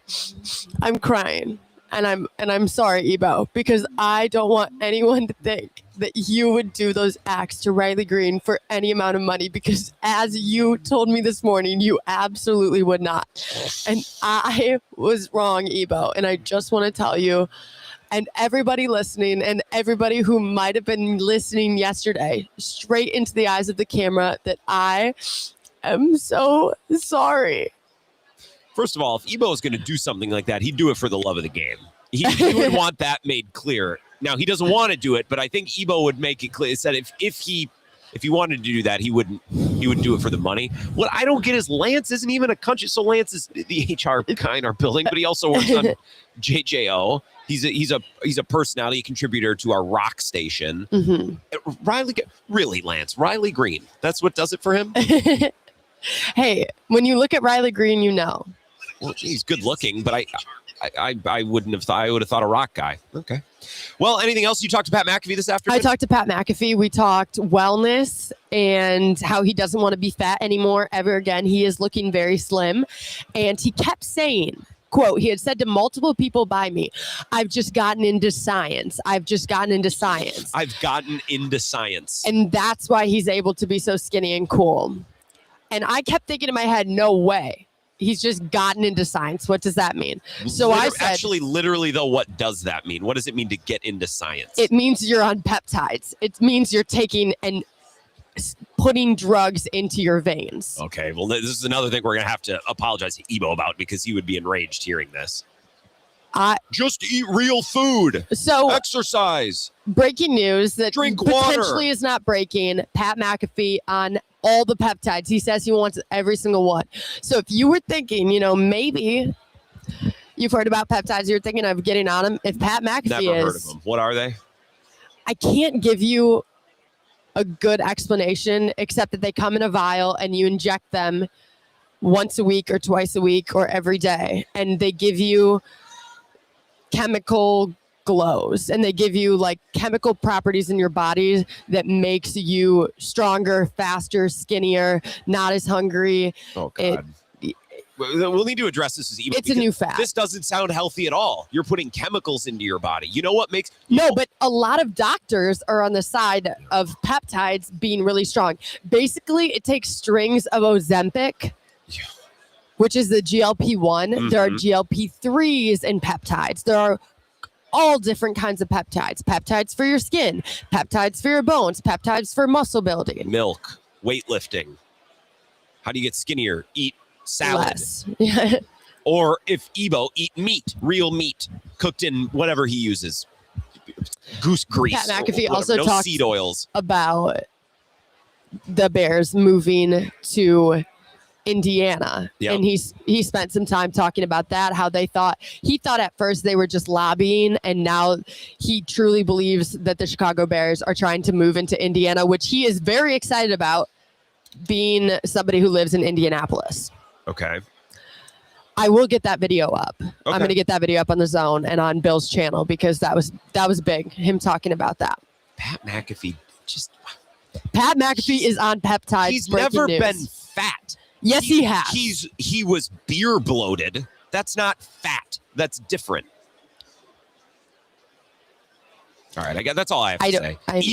Ebo would hate hearing this, which is funny. We're actually not on our flagship station WOZN today because they're airing a preseason NASCAR race. I've been Are told. we serious? Apparently, yeah. So half of the people listening, and Ebo has, Ebo's on in lacrosse. It's got a good audience there. He's on in the Fox Valley, but I just laugh. Ebo would drive him up a wall. Kate, you know what you do to get skinnier? You work out. You go to the gym. Thank you. Anyways, are we going out for one after the game? Definitely. Or after the shit? You know what I mean. Yep. Let's wrap this up. We will take a break. We'll come back. I want to get back into the Packers, and we will be joined by Brittany Gilman at the end of the show for reasons I will explain coming up next. We'll be back in just a couple of minutes. Thanks to Flipside Pub and Grill. We're live here at Radio Row. Don't go anywhere. This is the Wisco Sports Show with Grant Bills on the Wisconsin Sports Zone Radio Network.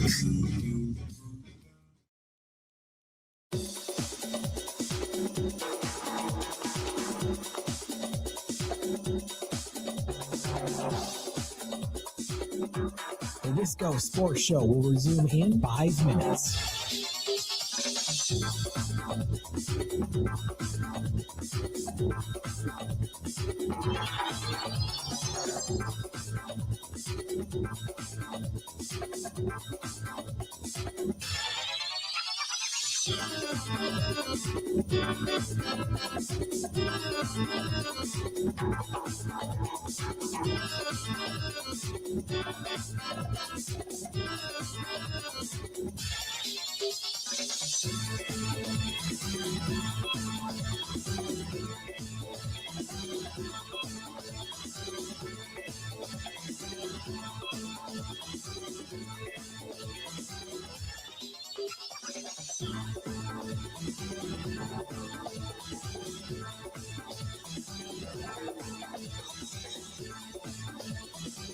The Wisco Sports Show will resume in 4 minutes.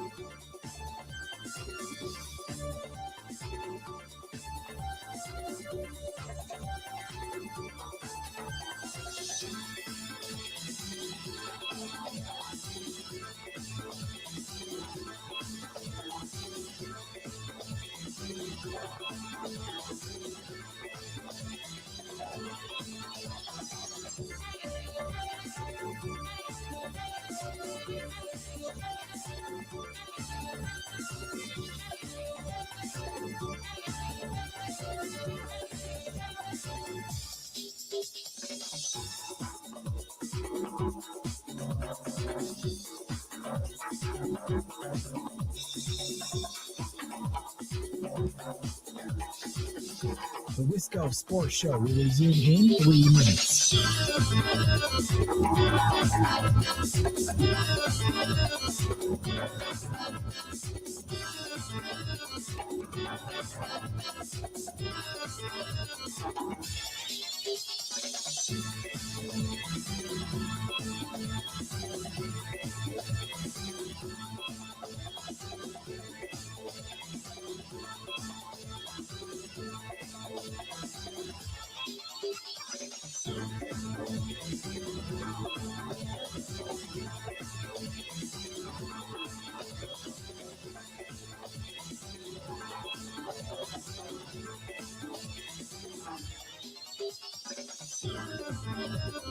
The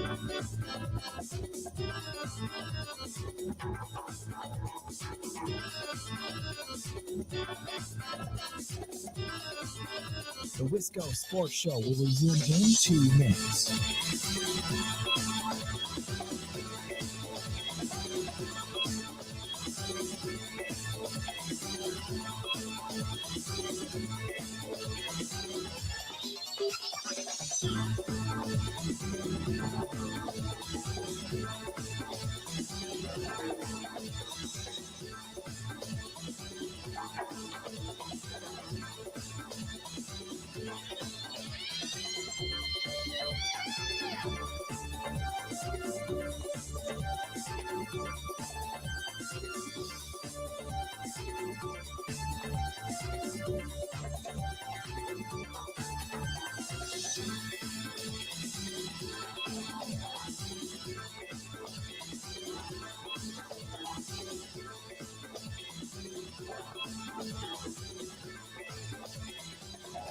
The Wisco Sports Show will resume in 1 minute.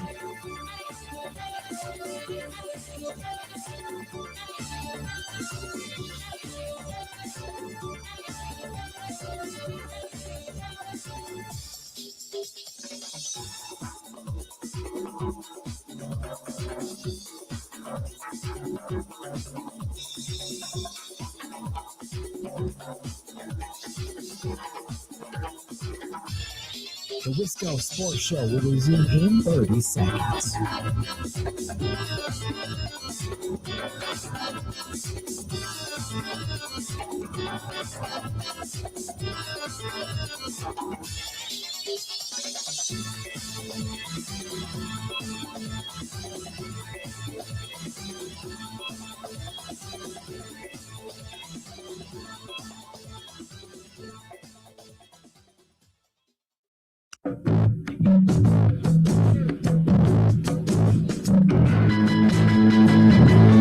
Wisco Sports Show, welcome back.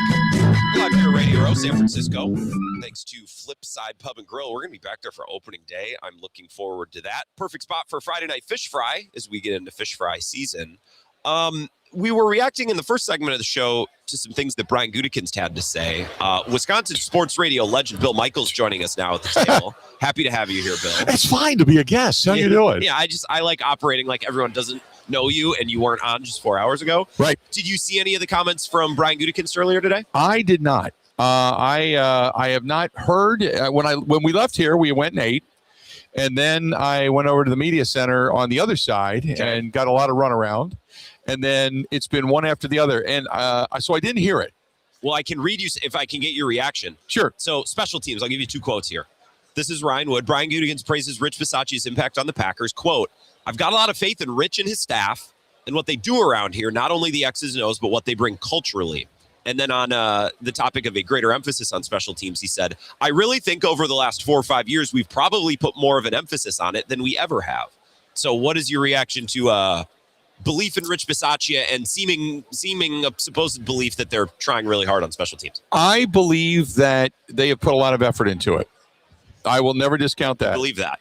My issue is it's not better. The highest they've ever been ranking-wise is this year at 21. So they're bad at it. They're bad at it. It's been now, if he believes in Rich and what Rich has done, then the question has to become, is it the process of only getting you to 21 after this long, or is it the players that you're putting on special teams? One of the two, because it's not working. Practice habits. It could be a whole host of things. So, I've always said death taxes and a special teams penalty. That's always going to happen. And then you just wait for what is going to fail. I think the McManus thing this year was due in part to the injury and the leg swing. And I think that the production was okay for the most part. It really happened to fail them at the most peculiar time in Chicago when you had the botched kind of snap and hold. But look, I know they believe in Rich. I get it. It's clear they do. My question is, they had a season that collapsed with a 5-game losing streak. They lost a lot of leads, and special teams were one of the biggest problems on this team, and both are being rewarded. Yeah. So I get it. I understand it. You may like Rich. You may love Rich. He may be the most brilliant person on the face of the earth. Mike Mayock was here earlier today and talked about how much he loved him. and what an institution Rich Bisaccia is. That's true. But if we don't see, I'll go along with whatever they want to do. I'm hey, okay, let's do that. Let's be positive. But if it fails, do not ask for forgiveness. Yeah. Because now it's time to take blame. Well, and the thing is, if you believe in Rich Bisaccia and he's so great, well, then you're obviously not equipping him, or you're not giving him what he needs. If it's not Rich, then what is it? Well, exactly. So the more you believe in Rich and hype him up, it's like, okay, well, then where's the other shortcoming? Yeah. Must exist somewhere. What about, this is from Matt Schneidman tweeting, Gutekunst said Keyshawn Nixon had a, quote, very, very, very good year. Doesn't think the cornerback position needs wholesale changes, but wants to improve depth at the position. What do you think about that? I think Keyshawn Nixon had some bad penalties this year at the most inopportune time. I don't think he's that bad. I agree. People grip him, but I also think that part of it it's whether it's the zone that they were running constantly, and there are times where it just good passes and good zones, and he's covering the space he's supposed to be covering. He just happens to be the nearest guy. I don't think they need wholesale changes, but I think they need to find a DB1. Sure. And I don't know that they have that on this roster. I think they've got decent DBs, and that's a far cry from being a really good secondary. The only reason, and I'll say this, one of the big reasons he had a better year was because for a majority of it, Micah Parsons was a part of that defense. So when you got to get rid of the football quickly, and you got a guy breathing down your neck, and you can be a much easier cover corner in 2.5 seconds rather than 4.5 seconds, I think that helps everybody. I agree. Bill Michaels joining us here, Wisconsin sports radio host, former member of the Green Bay Packers organization as well. He says Banks and Hobbs are solid. They're under contract. Expects them back. I think Gutekunst said some things in this presser where it's like, I'm going to say the thing, but might not really fully explain and tell you what we're going to do. If there was ever a moment for him to play lip service to his fans, it was today, and he didn't at all. I also think he's got to worry about the locker room. Okay. I think he's got to say this is what it is to everybody and put on a good face for the guys that he brought in. Mm-hmm. But behind closed doors, there's a proving period. And I think Banks became sustainable as the season went on. I think a lot of it had to do with the mix and match that they had early on this season. Banks wasn't available. Rasheed Walker wasn't available. Then that Tom got hurt. Elton Jenkins goes down. Then you move Sean Ryan over. There was a lot of mix and match on that offensive line, and I don't think it was all Banks. However, again, Banks needs to play better. And if you're going to earn that kind of money, you better have that kind of level of play. And then Hobbs was never healthy. So he was somewhat of a disappointment. So I guess my biggest question is if this team is completely healthy going into the season next year, our hopes are they're as good as what they were billed. Sure. What they were billed when they brought them in. You're never going to get out of them what you paid for them, but if they can be sustainable, and again, you're going to have to add to that secondary. Don't tell me you're not going to go into the next season with the same guys. You're just not going to do it. You need depth. Even if Nixon is your starter, you need the ability to try someone other than Carrington Valentine when he stinks. Oh, my God. And they ran out of bodies. They tried to do that against Baltimore, and everyone else got hurt. I think they've hit at least as close to a home run as you can with Evan Williams. Yep. I like the fact that Bullard likes to hit. But they need a guy. They need a guy back there besides Xavier McKinney to stabilize that secondary. They need another guy. Were you impressed by Evan Williams yesterday? I loved him. Yeah. I love him. If I could give him a bear hug and take him home, it's fantastic. Everything he said, everything, the way his demeanor was when you ask him about the failures, and he didn't want to talk about the failures. Mm-hmm. Not in the sense that you don't want to talk about it. It's the sense that it pains him. Yeah. I like guys that when things fail, they take it hard. And because he's, like he said, I'm going to work on my golf game and I'm going to work hard on getting back. Yeah. He's got his clubs to go get some peace, to go to the golf course, but all he wants to do is get back. He couldn't wait to get a little bit of decompression. And he says, I've already got my plan in place to begin working on next year. I like that kind of attitude. One comment on the live stream. I don't know that this is for you, Bill, but I had to read it, so I'm going to read it. Mike says, I'm back. My wife is doing her prep for a colonoscopy tomorrow. There was a little bit of a mess. LOL. Don't tell me about a colonoscopy mess. I had to read it. So okay. Everyone else also needed to read that. Does that mean that they listened to Goody's presser? It felt like a colonoscopy? Yeah, I just some of these comments, man. That's what Packers fans are taking it. Well, I appreciate your time, Bill. I know you're busy. You've done a bunch of these today. I'm sitting here doing nothing right now. Anything you want to promote on your way out the door?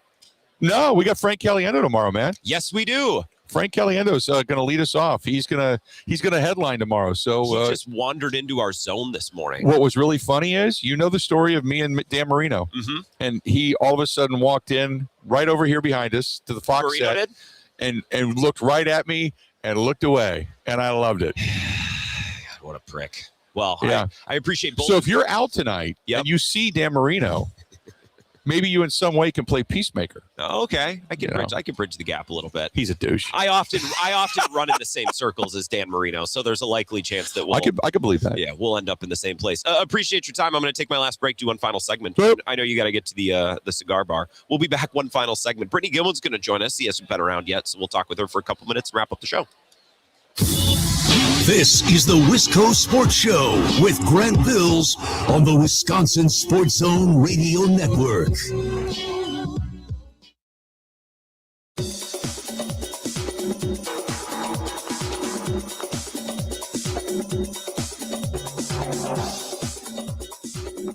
The Wisco Sports Show will resume in 3 minutes.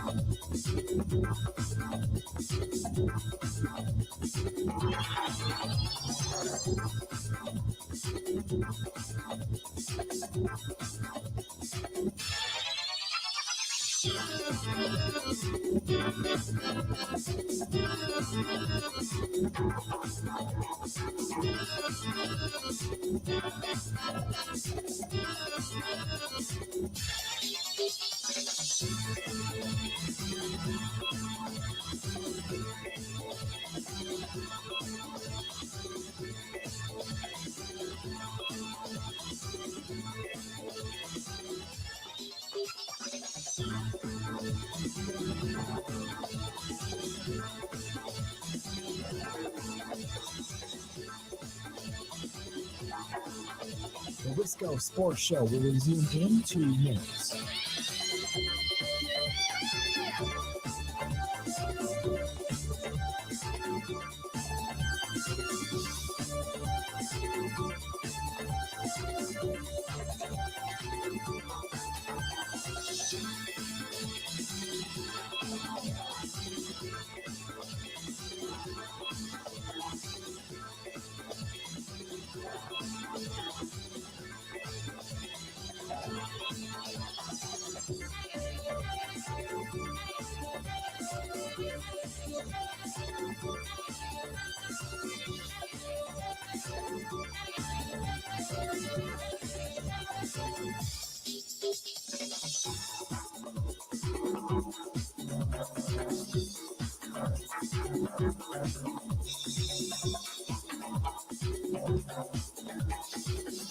The Wisco Sports Show will resume in 1 minute.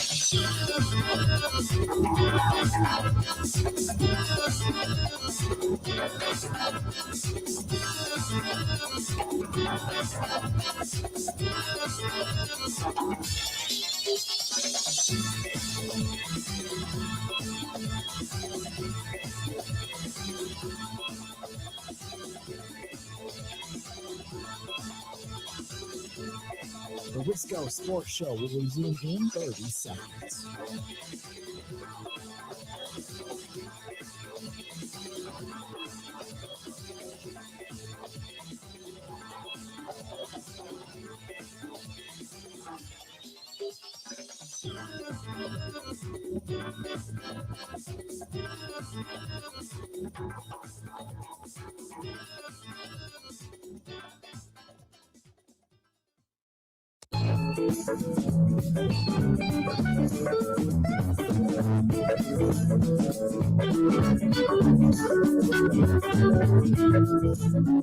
Final segment, the Wisco Sports Show. Good to get. I mean, Bill Michaels, what a legend. I mean, he's been doing it forever. And just a staple of Wisconsin sports talk radio, known obviously for his time with the Green Bay Packers as well. So a real treat to be able to get him for a couple minutes. This is one of my favorite things to do at the Super Bowl is have him on and act like I don't actively work as his errand boy for 4 hours a day. Thanks to Flipside Pub and Grill for sponsoring us all week. We got one more segment tonight. And if I was in La Crosse and able to get down there, Wednesday, I'd get some of those fish tacos. I'd go there for happy hour, get some of those fish tacos, got the fresh salsa and the coleslaw on top. light, tangy, zingy. Very good. Wing night as well for the burger night. And then Friday night is that fish fry as well. So I can't recommend them enough. They're food and fun without the franchise, as I say. Right on the Cross's north side, across from Menards. Couple of texts as we start to wind down the show. And I believe we're going to have Brittany Gilman stopping by, who's been booking on Bill's show. And she was the one who, and she could maybe correct me if I'm wrong, but she's the one who brought us Steve Avila a couple years ago, who I think has been my favorite Radio Row guest ever. He was awesome. So if she's able to stop by, that's kind of where I want to start with her. Like, where'd you dig that guy up? Wisco Sports Show favorite. I think if we were to go back to 2018 and talk about best segments, best guests, he would be one of them. A couple of texts here. Coyote Mike, nice to hear from you, Coyote. I hope things are well in the mountains. Says, I think there is no way Brian Gutekunst is accepting of the bad ending to the season. He knows how upset Packers fans are too. So I think he is camouflaging things by presenting a unified front. If he was to stand up there and make a few incendiary and critical remarks, it would only add more fuel to the fire for us disappointed Packers fans. I think it's a smart strategy in order to move on from the collapse. By the way, I think Matt LaFleur underestimates the Bears rivalry. I mean, to go back to our conversation with Kyle Rudolph to talk Packers, Vikings, and NFC North, he talked about how there's a lot of respect, and I don't know that there is a ton of respect. I think the Bears and the Lions have had to get over the idea that the Packers run the division, and any games that they win and any years where they're successful, it's just the universe kind of allowing them to have a moment. They've had to break that wheel. And I think there needs to be a little bit of piss and vinegar and disrespect. And I think they found that. And I think that's different from the year in which Kyle Rudolph played. So we'll set that to the side, the Bears rivalry. Brian Gutekunst, to his credit today, did talk about how the end of the season did not sit well. This is Ryan Wood's tweet. Brian Gutekunst on the Packers roster, losing 5 games in a row. I don't know if we've made a decision on anybody yet. I think he had multiple comments where it's like, look, we lost 5 in a row to end the season. It doesn't sit well. The season wasn't a success. But then in all of the conversations about specific things, what are you going to do with Banks? What are you going to do with Hobbs? What are you going to do with Bisaccia? What are you going to... All of the specific comments were, those guys are under contract. We expect him back. Keyshawn Nixon, thought he played well. Rich Bisaccia, we have a lot of belief in him. So I think to be fair, and at risk of sounding boring for sports talk radio, because, I don't know that this makes the juiciest sports talk segment, but I think Brian Gutekunst handled the presser probably exactly how he'd want to handle it. Make it clear that the season was not a rousing success and it's not okay the way that it ended, but I'm also not going to sit up here and spill my guts and talk about how this guy isn't good enough and this guy is bad and we might fire this guy and we need to replace this guy. No general manager, whether the year ends well or not, is going to go to no smart general manager is going to go to the podium and start ripping guys, ripping coaches, talking about how this one needs to be fired or that one needs to be fired. Things like that. So I think Brian Gutekunst played it correctly, but that's not a take that feeds well into the talk show. It's much more entertaining to say, can you believe what he said about Keyshawn Nixon? He said he was very, very good this year. Can you believe this or can you believe that? When I think Brian Gutekunst was mostly just saying the company line and doing what a general manager should do, which is say as little as possible while fulfilling a media obligation. I'm bummed that Ed Policy hasn't done a press conference. Maybe he will this offseason. I kind of doubt it. I just think this offseason and this hiring cycle, quote unquote, and when I say offseason for the Packers, it's been 3 weeks or whatever. The Super Bowl hasn't even been played yet. So again, I don't think that's the right term, but you know what I'm saying. The decision to keep Matt LaFleur was such a big one. And the way the season ended was so bad. And the reaction from fans was so strong. Like, I think Ed Policy owed it to folks to come to the podium and explain his decision. And maybe he doesn't have to take the slings and arrows for 40 minutes from the media.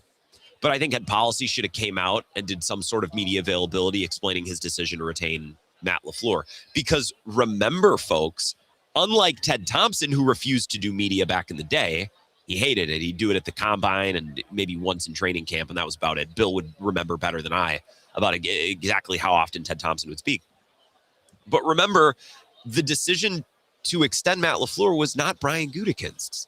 The schedule and the structure was changed in 2018 when Mark Murphy consolidated all the power in his presidential position and made everyone report to him.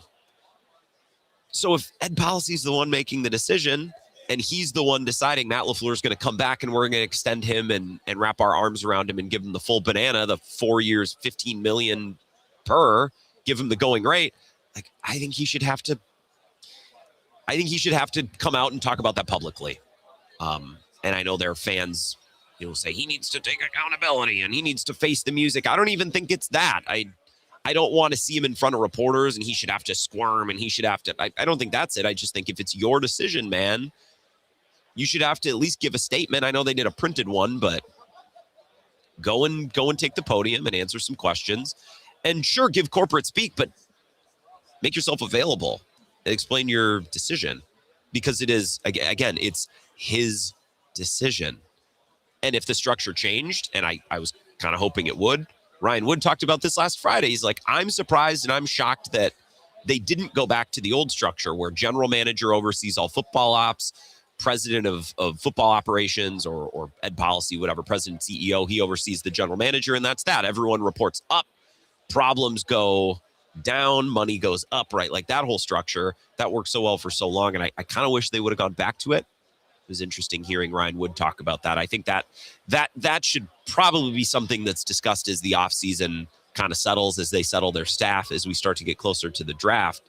It's like, well, why have we not gone back to the structure in Green Bay that's been so successful for so long, dating all the way back to Ron Wolf, who, by the way, has 2 branches of his personnel tree leading the teams in the Super Bowl. It was hands down the most successful run of the Packers organization from the early 90s into the mid 2010s until the end of the Ted Thompson era, where general manager ran it all, oversaw it all, and the president was kind of the business guy. And that was the end of it. I don't know if the organization has scar tissue because Ted Thompson just wasn't up to snuff at the end, and he was a little out to lunch because he was aging. He was ready to retire. So maybe the Packers would like to avoid that. They don't want to have that happen again. But as Ryan pointed out on Friday, Brian Gutekunst is young. In executive years, he's in his prime. Like, if you're worried about Brian Gutekunst at some point being out to lunch and being in control of the whole thing, then he probably shouldn't be your general manager, because there's no reason to think that he needs any oversight or he needs any overreach. I think it's silly. And I don't think it's a power hungry move from Ed Policy. I don't think he wants to be involved. If he wanted to be involved, he would have canned Matt LaFleur, and he didn't. And I don't even think he came close. So why do you need the power?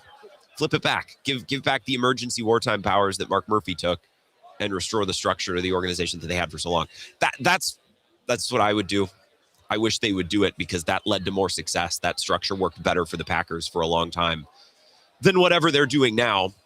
Again, I don't think Ed Policy's meddling, but if you're not going to meddle, then why give yourself the power to meddle? Just give Goody the run of the mill and do it that way. Appreciate all you listening today. Appreciate Flipside for sponsoring the show. We'll be back tomorrow. Mike from Portage says, Grant, Annie Agar is there. You should get her tomorrow. She's a big Packers fan. Mike in Portage, you would think that. You would love to see Annie Agar on the show. Can I be honest? And Kate and I have talked about this too, because Kate's here and she's like, do you want me to try to get so-and-so? And I'm always kind of like, well, guys, what am I going to ask Annie Agar? What am I going to ask? I watched a 50-something-year-old man walk up to Annie Agar yesterday in the middle of the concourse and introduce himself as a total stranger and say, I love the meetings. The meetings are so funny. I don't even watch her videos. What am I going to ask her? What's it like being I don't know. What's she going to add to the show? We don't normally have that many guests. You know who should be guests on sports talk radio shows? You know who should be guests? Stuffy, old, crabby reporters who are embedded with the team. That's who I like. That's who makes good guests on sports radio shows. That being said, if Annie Agar plops down over there, we'll have her on. It'll be fun. And I'll probably post a clip and get some follows off of it. But I don't know. I'm a little bit of an old man in that regard. But if I see her, sure. Mike in Portage, I'll tell her you say hello. Hey, Mike in Portage, firefighter, a man of law enforcement, loves your work. Clemhead Mike says, now I have to look up Annie Agar. Yes, you do, Clemhead. And continue to look after your wife as she prepares for her colonoscopy. Again, thanks for sharing that remark. Man, I miss phone calls, don't you guys? Look forward to being back in studio next week. Final minute here. We'll thank Flipside one more time. They're food and fun without the franchise. And they're on La Crosse's north side, right across from Menard. So if you're in La Crosse, please stop by and support them. Say thank you for their support of the show. And if you're listening somewhere else in the state of Wisconsin, just keep them in mind for the next time you're in beautiful La Crosse for one reason or another. Visiting a niece, nephew, son, daughter at college, wrestling tournament, state track meet, whatever it might be. stop by and enjoy one of the many things that I am telling you endlessly about. We'll be back tomorrow, starting at 10 tomorrow morning on the Bill Michaels Show. Thank you for listening. I'll talk to you then.